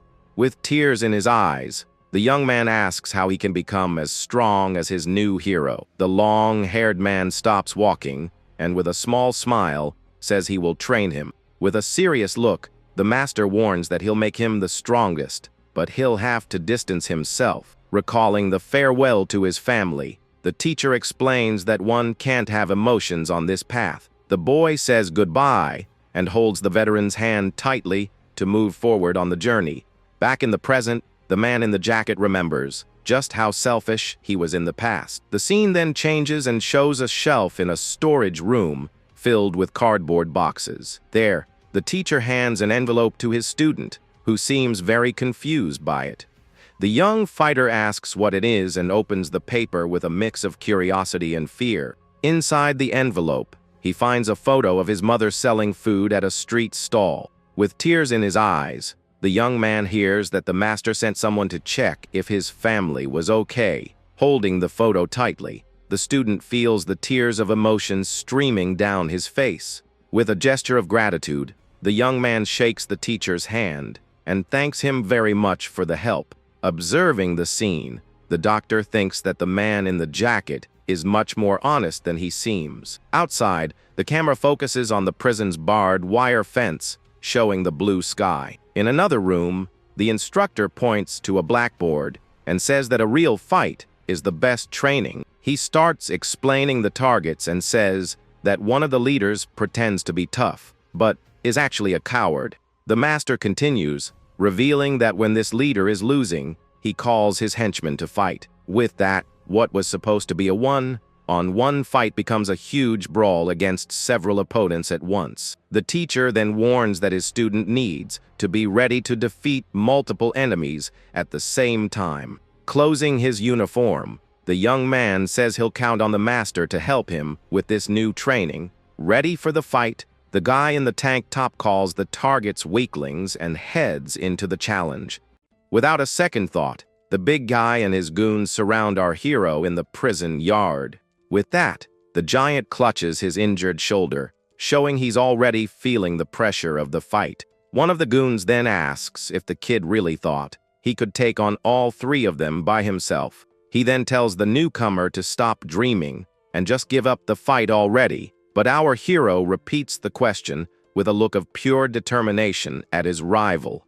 Then he rips the bandages off his hands, getting ready to fight with everything he's got now. The young man says he doesn't know that word and asks his enemy to show him what it means. Furious with his audacity, the bald man calls the newcomer a punk and gets filled with rage. Then, the giant yells that he's going to end him and charges forward with everything he has. Dodging the first punch, our hero prepares to face the big guy's fury. The second goon also moves in, trying to hit the protagonist from behind with a quick strike. With a swift kick, the young man manages to defend himself from the other enemy's surprise attack. He then blocks a direct punch, showing that his reflexes are getting better and better. The opponent is surprised by the defense and can't believe the young man's speed. Seizing the opening, the hero lands a powerful punch right on the unsuspecting enemy's face. At that moment, the young fighter realizes that one of the goons hasn't been defeated yet. He turns around and notices there's still one more opponent to neutralize in the prison yard. Without wasting any time, the protagonist moves forward and lands a clean hit on the last goon. The big guy sees the scene and is shocked by the newcomer's strength, who took down his men. Suddenly, our hero starts to feel dizzy, and his consciousness begins to fade a little. He thinks that he needs to find each of their weak points quickly to stand a chance. Then the young man analyzes that the first goon only uses brute force and punches from behind. The second opponent is very fast, but only uses leg techniques in the fight. Finally, the bald one is strong but has a very short fuse and gets angry easily. By analyzing his opponents, the protagonist finally gets an idea of how to beat them. With a plan in mind, he goes on the attack against the two remaining goons in the yard. The young man manages to dodge their strikes and positions himself for the perfect counter attack. Without hesitating, he lands a devastating punch right in the bald man's stomach. The giant smiles bizarrely and asks the young man what he thought of that blow. Our hero then braces for his opponent's next move in the intense fight. The big guy yells at his goons not to just stand there and to go on the attack. With that, the giant puts a hand to his face, feeling the pain from the hit he just took. Seeing the opening, our hero prepares to attack his opponent. Then he lands a powerful kick right in the enemy's stomach, who is unable to defend himself. The man screams in pain from the impact and ends up falling to the ground, completely stunned. Seeing his rival on the ground, the protagonist raises his arm to finish the fight for good. Without hesitation, the young man lands a devastating punch that leaves the big guy unconscious. But he realizes the fight isn't over yet and turns to the last remaining goon. With a quick move, the hero grabs his adversary's neck with great force. He then uses all his momentum to hurl the man far across the yard. The young man then clenches his fist tightly, preparing for the final blow against the goon. He lands a clean punch that knocks down the last enemy, showing his great improvement. On the ground, the opponent is surprised by the newcomer's strength and slowly tries to get up. He comments that the plans don't matter anymore because the young man is much stronger than expected. The other goon gets up furiously, showing that he won't give up the fight that easily. With that, the two remaining enemies decide to attack together to try and win the fight. They advance in sync for a simultaneous attack against our protagonist. The hero plants his feet firmly on the ground, preparing for the two opponents' charge. With that in mind, he thinks about lowering his center of gravity to stabilize himself and retreat in sync. The plan is to ram his elbow into one of them to break the coordination of the double attack. With a precise move, the young man lands a karate chop right on one of their necks. The goon feels the brutal impact, and his face twists in pain from the surprise attack. With no chance to react, the man falls to the ground, defeated by the newcomer's strike. The last opponent is shocked and comments that this shouldn't be happening here. Furious, he yells that there's no way he's going to lose to a piece of trash like our protagonist. Then the man charges forward with a powerful punch to try and end the fight. Our hero manages to block the blow, but feels the incredible force of his adversary. He recognizes the enemy's power but notices a flaw in his attack stance. The young man realizes that if his rival puts all his power into a strike, he'll lose his balance. With this information, the protagonist decides to bait the opponent's attack to use the opening. With that, he dodges the punch, causing his adversary to lose all his balance in the attack. At this moment, the protagonist takes advantage of the opponent's instability to start his counter-attack. With a single blow, he hits his rival's weak spot to end the contest once and for all. Next, the young man hammers the enemy with a series of continuous punches to finish him. He gives his adversary no opening and continues the offensive without stopping in the yard. Our hero doesn't stop until he's sure that the last goon has been completely defeated. With the end of the fight, the scene shows some birds flying in the gray sky of that place.